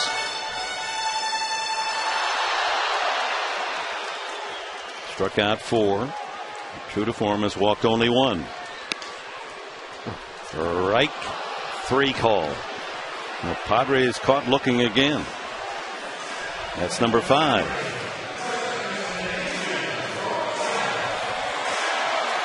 He's pitched with that fastball up tonight. Well, kind of inside out, the outside corner with it. It's surprising that the Marlins are about the only team that don't put the shift on Gonzalez. They play him fairly straight up. And he hits that one right to UGGLA. Almost muffed that one. Caught that up in the heel of the glove. Not a shot off the bat, but a fairly soft line drive for the second out. I think the Marlins kind of trust how their pitchers are going to attack the hitters. And they've done a good job. Volstad last night in the first inning, that was really the only inning where the Padres were able to sustain something on the offensive end. Since then, relievers last night did a great job for the Marlins. Tonight, Nolasco is only giving up 1 hit. Hadn't pitched from the stretch, but a couple of pitches, and that was a double play ball to Gonzalez. Other than that, chopper up the middle. Ramirez right there to handle it. And it's another 1-2-3 inning for Ricky Nolasco. Through 7 innings, he's allowed just 1 hit. The home run by HAIRSTON. 4-1 Marlins.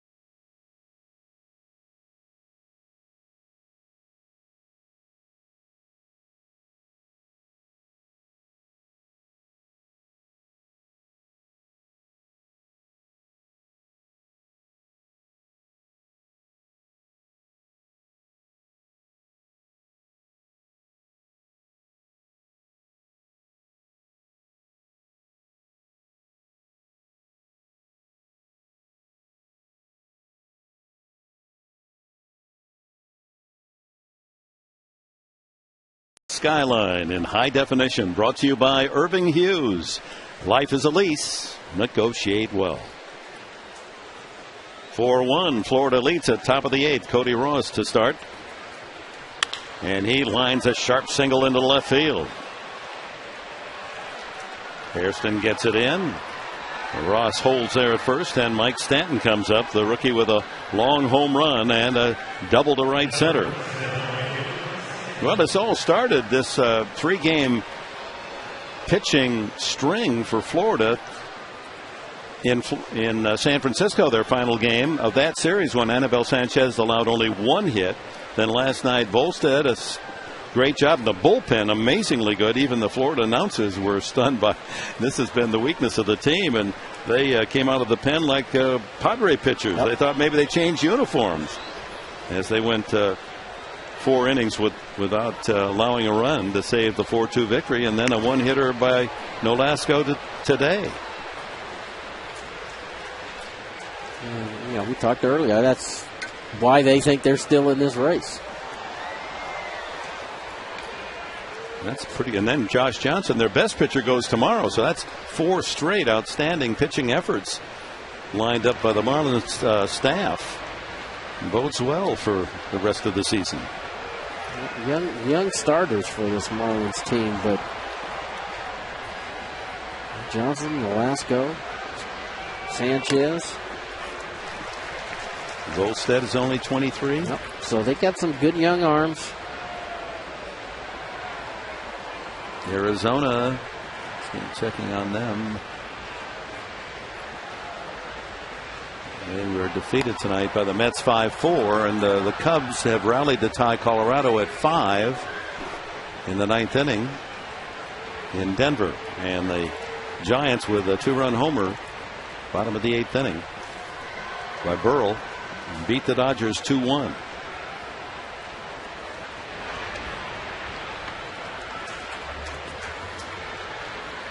So the Padres are going to need to rally, or the San Francisco Giants are breathing down their neck a game and a half back.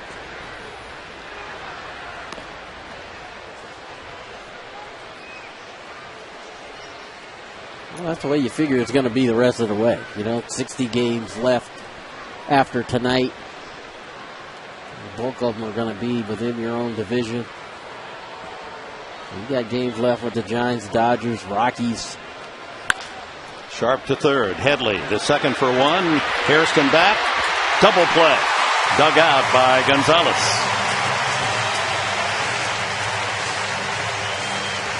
Around the horn. Double play. 5-4-3 for 2 outs now in the 8th inning, and Wes Helms the batter. Nice turn there by Jerry Hairston. Cody Ross bearing down on him. 2-hopper to Headley. Now watch Hairston leap. Nice pick at first base by Adrian Gonzalez. He'll come across that bag. That runner's going to come in there and try to take you out. He's leaped over it and completed the double play. It's the one play that you can pretty well count on seeing one every time you come to the ballpark, and it's the most fascinating of all to get 2 outs in about 4 seconds.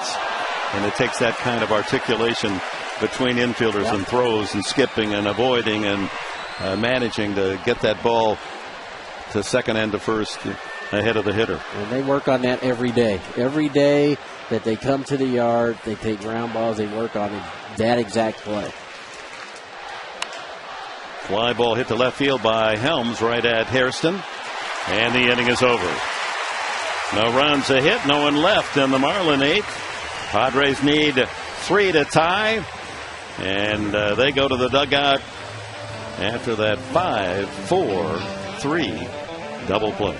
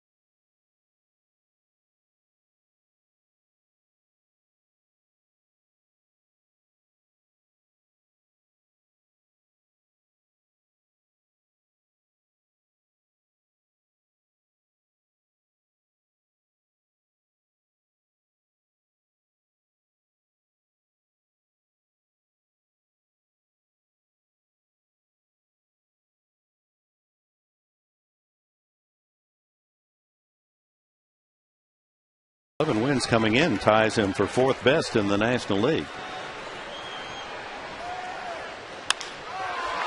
High fly ball, routine. Left fielder Morrison with a catch, and they're 2 away. See, that was that breaking ball where he takes a little bit off Jerry. Or Scott Hairston. His breaking ball out. It's just a little breaking ball. We see Scott out in front of that. And that's what he's done. He's done a nice job of changing speeds, keeping hitters off balance. He's thrown the fastball when he needed to throw it. He's thrown his off-speed stuff, all of it for strikes. This is a man who had allowed 136 hits in 130 innings coming in. Generous. Not today. Everything working for him. He's just been able to locate in the strike zone today. He's been tough on the road all year, Tony. 7-2 away from South Florida. Well, believe me, you as opposing players, you know which guys are going to be tough to hit. And coming into this series, all 3 of these guys, Volstead, Nolasco, Johnson, all 3 were going to be tough guys. You're going to have to make them, hope that they make some mistakes in the zone that you can put into play. And Volstead last night in the first inning had a little bit of trouble, gave up a run, but he really settled in. Their bullpen was outstanding.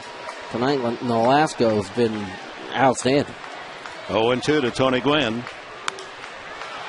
Gwynn trying to get on there, bring the tying run to the plate, and at the moment that would be Matt Stairs. He's in the on-deck circle.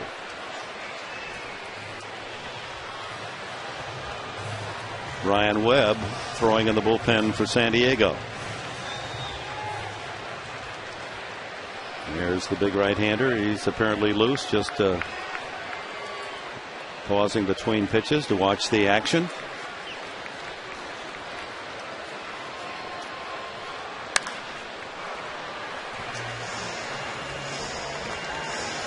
Well, tomorrow, if you'd like to see an outstanding pitcher, not that this fellow Nolasco has been anything but brilliant today, Josh Johnson, nobody has hit him this year.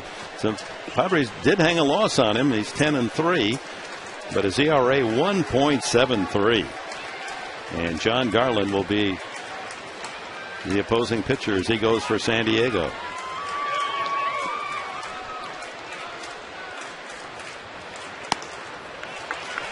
Still getting it up there, 94 miles an hour.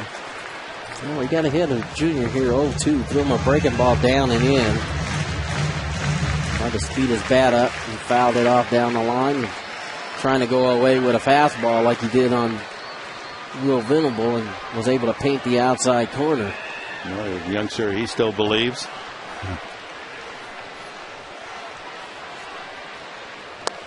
Swing and a miss, strike 3. That's the 7th strikeout for Nolasco. An infield hit, the 2nd of the game for the Padres. That's it, 4-1.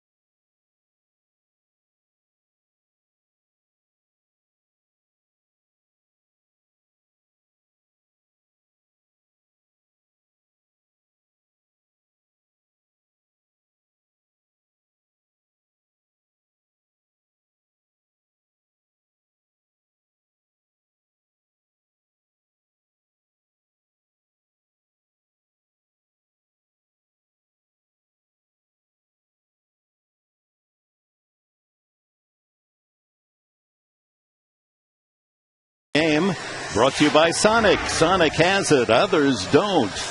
Now, young 20-year-old Mike Stanton put a jolt in one early, and this 2-run home run is enough for Florida thus far, all the way into that far corner of the second deck near the Padre bullpen. Quite a blast by Stanton as he hammers his 9th home run of the season, and he's only played half of this year. Brad Davis, the catcher, then the pitcher Nolasco and Ramirez. We'll see if Nolasco bats.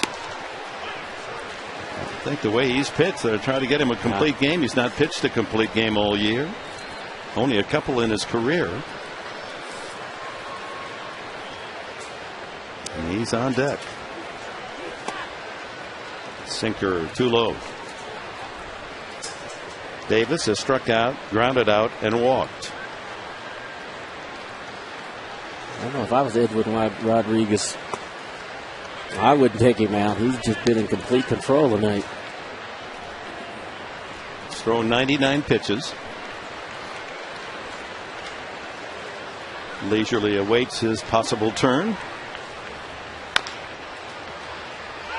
Foul ball. Foul ball.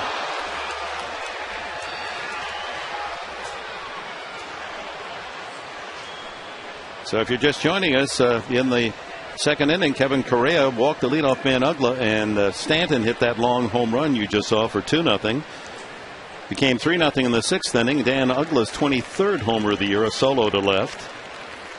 Padres got a run back on Scott Hairston's homer, who only hit at that time off Nolasco to make it 3-1. And Davis draws a walk to lead off the 9th. Let's see if this becomes troublesome for Stauffer and the Padres. And Nolasco comes up as Joe Thatcher getting ready in a hurry.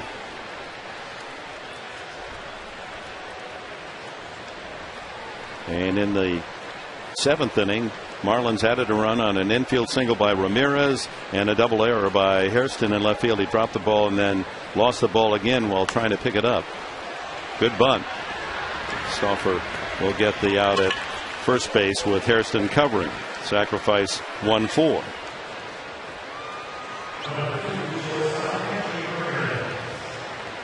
So that leadoff walk in front of the pitcher is asking for it. Yeah, well, and Nolasco gets to drop a sacrifice bunt down and go sit down and prepare for the 9th inning here.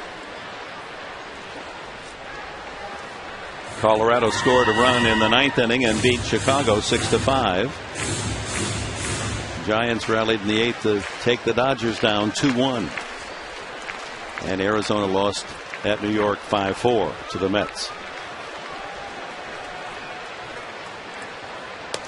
Well, the Padres had their own way down in Florida the 2 visits. They were 5-1, swept the Marlins the last trip. And Florida comes in here with a little revenge in their heart, trying to take down the first place Padres. 4-2 last night, and they laid 4-1 and a chance for more here in the 9th inning today. Yeah, 5 hits last night, 6 hits tonight. But the long ball has been, their best friend. 20 home runs hit in the last 16 games. That's second. Well, Milwaukee's hit 22 in the same period of time. That'll make you a good manager, Edwin Rodriguez. Up from the New Orleans team.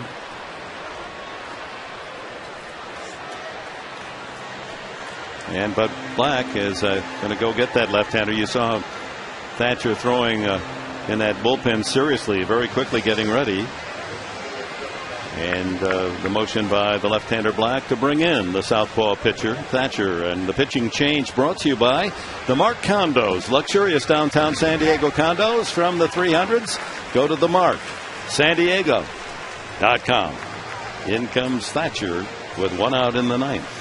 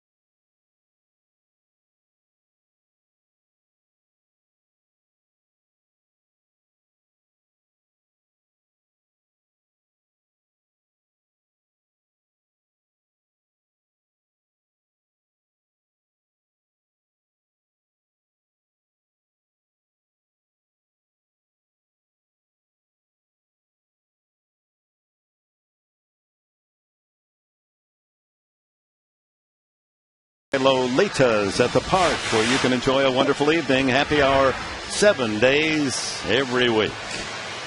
So Thatcher in with runners at first and second. Put there on walks. The leadoff walk to Davis. The intentional pass to Ramirez. The end of pitch against the left-handed hitting Logan Morrison, the rookie who is 0 for 4. Grounded out, struck out twice, safe on the error by Hairston and left on his line drive. Gabby Sanchez on deck.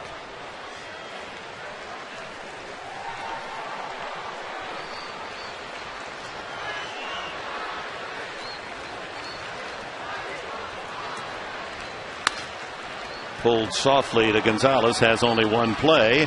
Gets the out himself as the runners advance. Davis to third, Ramirez to second.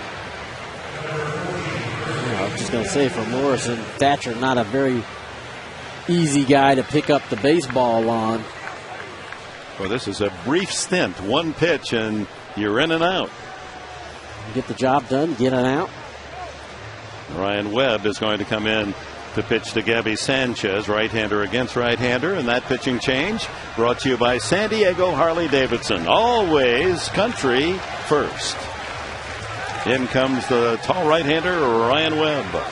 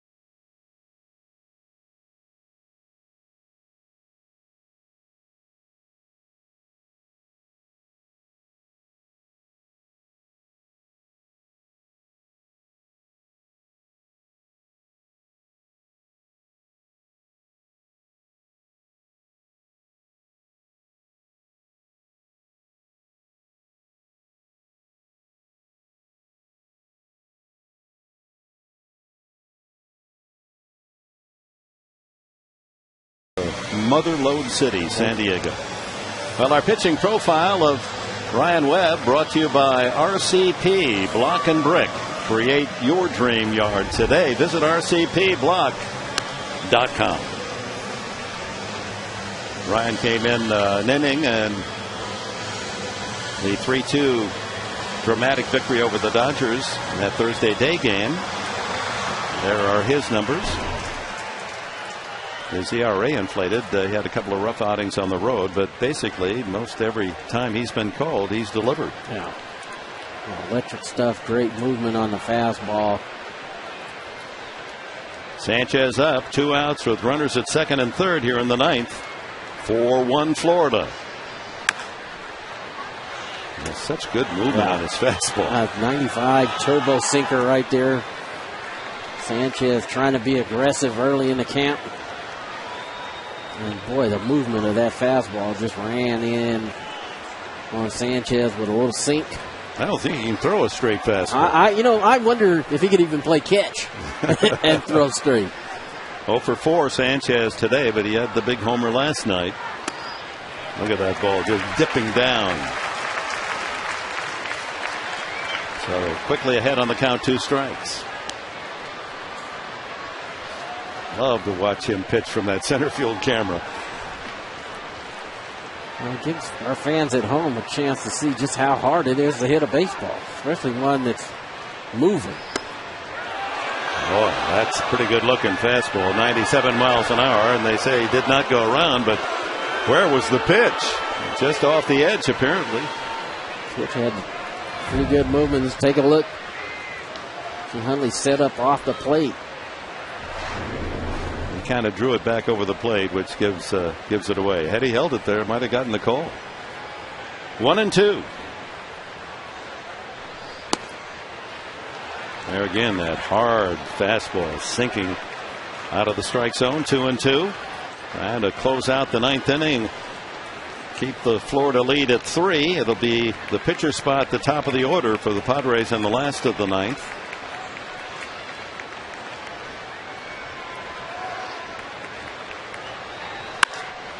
That was up in the strike zone and rifled to left for a base hit. Sanchez. Here comes the throw by HAIRSTON to the plate. Not in time. Ball gets away from Hundley, and holding at second is Sanchez as he drives a 2-run single to left, and the Marlins enjoy a 6-1 lead.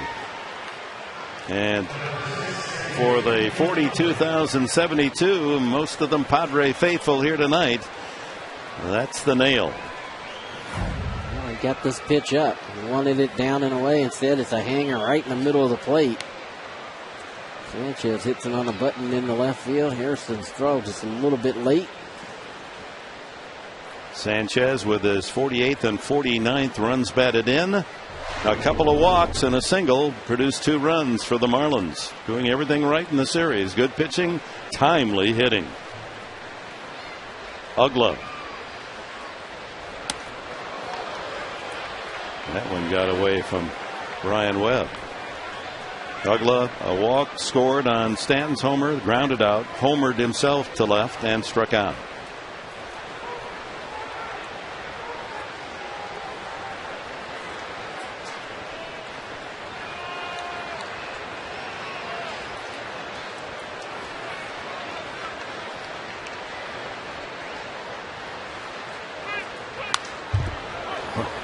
He just gets a full cut at everything. He does.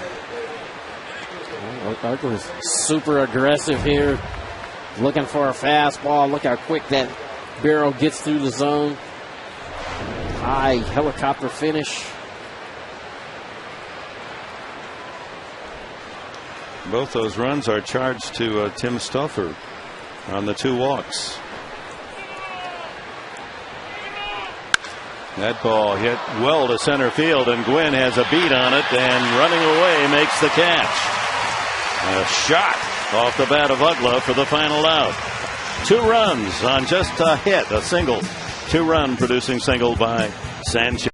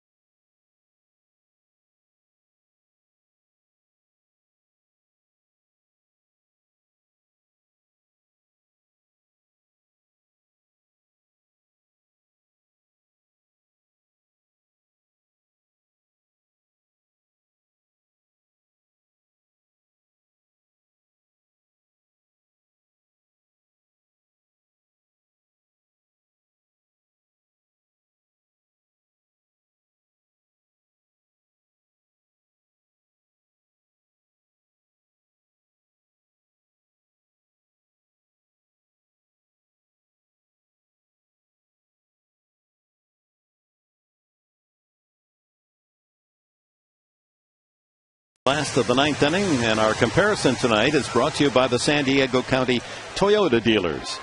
Yeah, this is what Ricky Nolasco is giving his teammates, going 9 innings and staying out of that bullpen. That 19 blown saves, most by any National League team. But Alaska now pitching in the comfort of a 5-run lead as he works first to pinch hitter Matt Stairs. Well, coming into the series, I thought that was going to be a factor, no question about it. But bullpen did a great job last night. Went 4 innings, only gave up 1 hit, struck out 7 tonight. Alaska only 2 hits, 1 run. Home run by HAIRSTON, and infield hit by Nick Hundley. And 2-1 now to Stairs, who took a rip. HAIRSTON and Headley to follow. Over the 100 pitch mark, but seems plenty fresh, working on a real gem. Stairs, high fly ball to deep left field. Morrison back. 1 away. Veteran Stairs got a good piece of that, a little too high.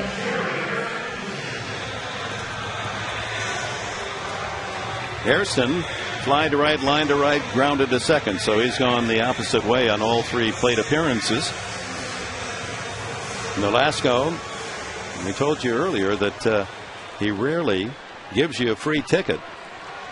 That he had walked only 26 batters in 21 starts, and he's walked only 1 tonight. That was the second man he faced, Chase Headley. And Jerry HAIRSTON, he's had good at bats tonight, where he's seen a lot of pitches, foul pitches off, hit the ball pretty good tonight, and he's got nothing to show for it. That's how well Nolasco has pitched tonight. 7 strikeouts and 1 walk, 2 hits allowed. 2 batters away from his 12th win of the year.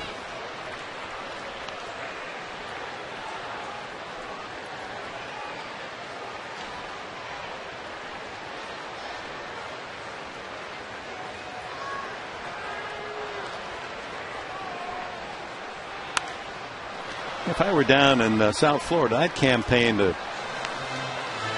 name them the Miami Marlins. I mean, that's what they are. Yeah. And you got another major league team in the state.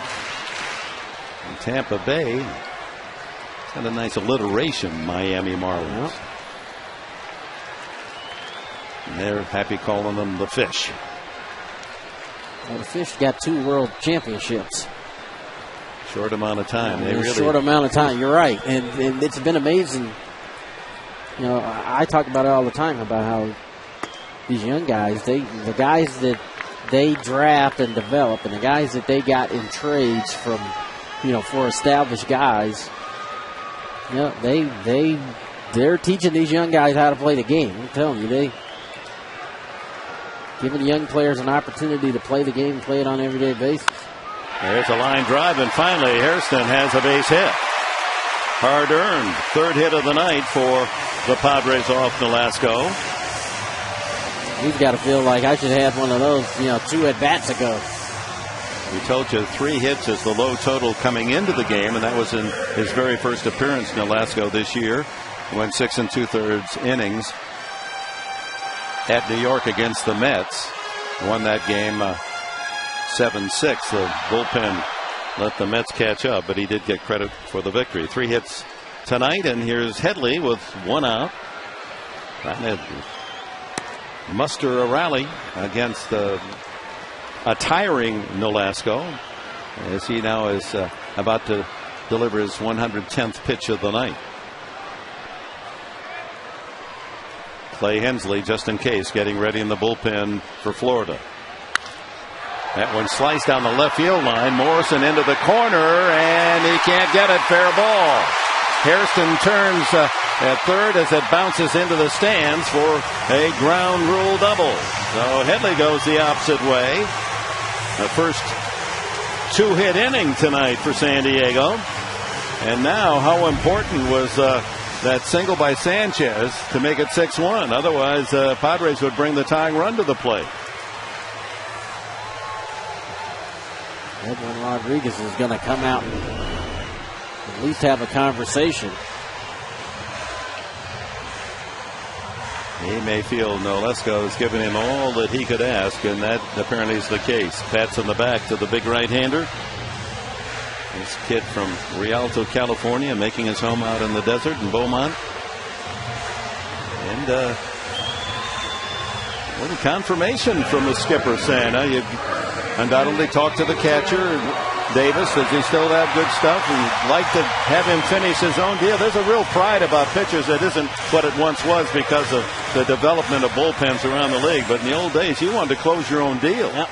Yeah, the other factor was those stats that we put up there when this inning started is the blown save. So your starting guy, he's been outstanding tonight. You want to give him an opportunity to finish. Gonzalez with a chance to pick up a couple of RBIs here. Runners at second and third, one out. And a foul at the plate. He's grounded into a double play, flied out, and a long line drive to second.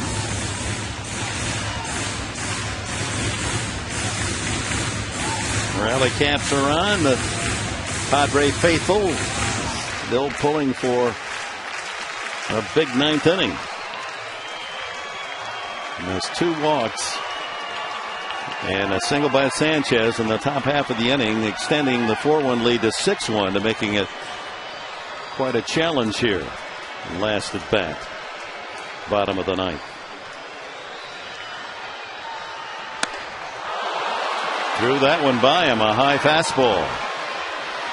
Again, that's that high fastball that he's not trying to throw for a strike. He's starting him off with split finger. He's out in front of it. Now hitter's looking for a fastball, and he throws it, but it's not a strike. It's up out of the zone. And he's done that all night tonight and done a good job with it.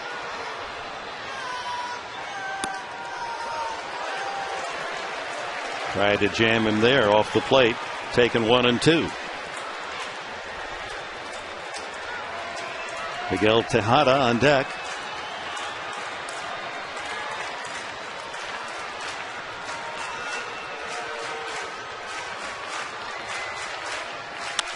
Line drive, base hit. Gonzalez delivers.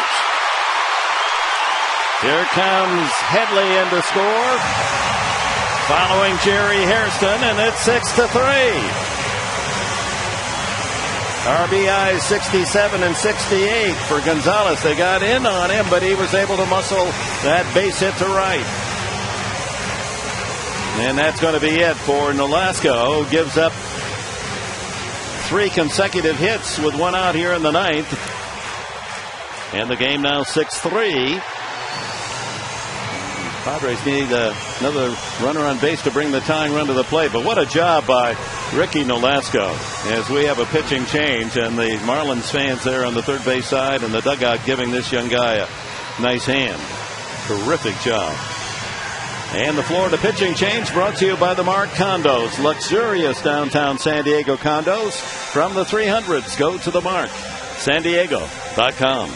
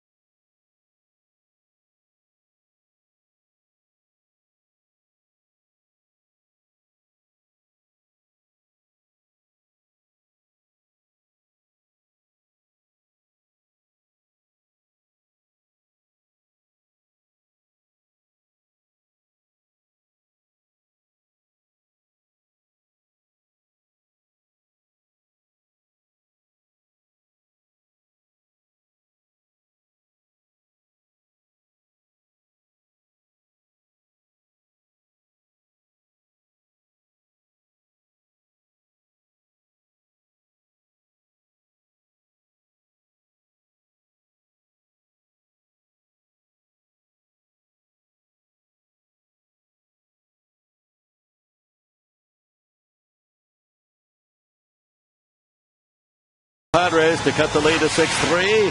Padres baseball brought to you by Lolitas at the Park, where you can enjoy a wonderful evening. Happy hour 7 days a week. The stopper in the pen for the Marlins, Leo Nunez.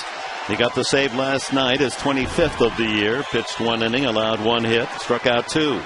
faces Miguel Tejada with Gonzalez at first base. It looked like a split finger. Off speed or change up. Tejada looking for his first Padre hit. He struck out, popped up, and grounded out tonight. 0 for 3 last evening. One away. Gonzalez at first.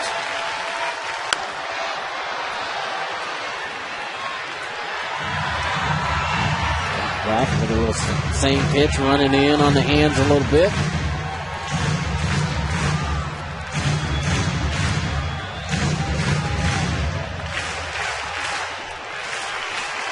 He's the one reliable man out of that bullpen for the Marlins this year. They're able to get into the 9th inning. Ricky Nolasco avoid some of the problems. Oh my, that one right over the head of Tejada as it got away from Nunez, and Gonzalez goes to second base. Now that was a wild pitch.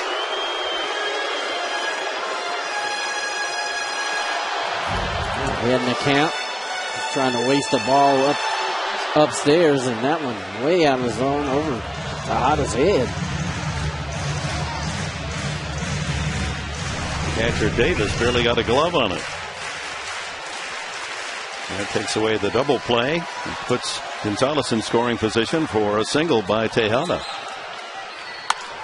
Drives the ball to right center field and in for a base hit. Gonzalez will hold at third as the throw comes in. No percentage in trying to score him, but that does bring the tying run to the plate as Tejada delivers.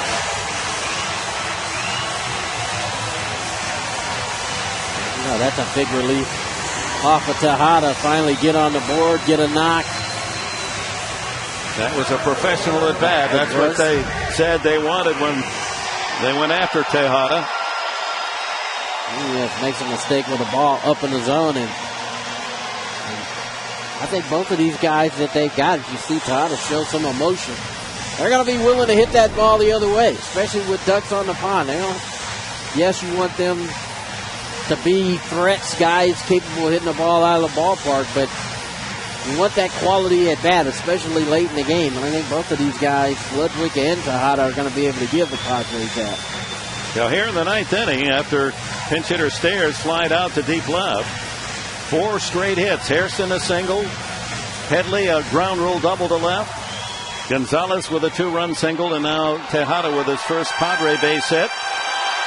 2 on, 1 out, tying run. Nick HUNDLEY comes to the plate with Will Venable on deck.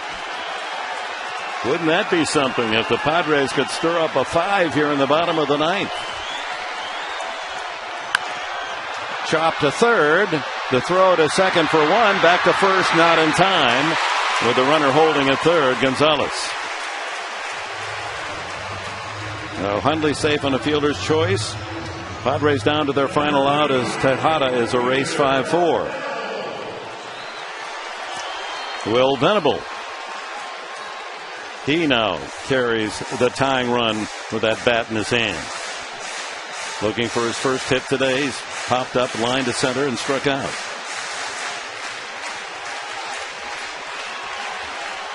He's got the power to tie it. He's got 8 home runs this year. And play him deep and to pull. Good changeup. Such a good first pitch because you're up there looking fastball. Yep. Nick HUNDLEY did the same thing. Looking fastball, got a little changeup, rolled over the top of it. And this is those ABs where you just want to kind of keep the inning going. 1-1. And he makes a mistake in the zone that you can go ahead and take a, the power stroke on. You go ahead, but you're down 3 runs right here. 1-1. Ground ball, but it's right at UGGLA. And the ball game is over. The Padres go down fighting. Get a couple in the 9th. Bring the tying run to the plate. But the Marlins have taken game 2 of this weekend series 6-3, building a 6-1 lead. And too big to overcome for San Diego tonight.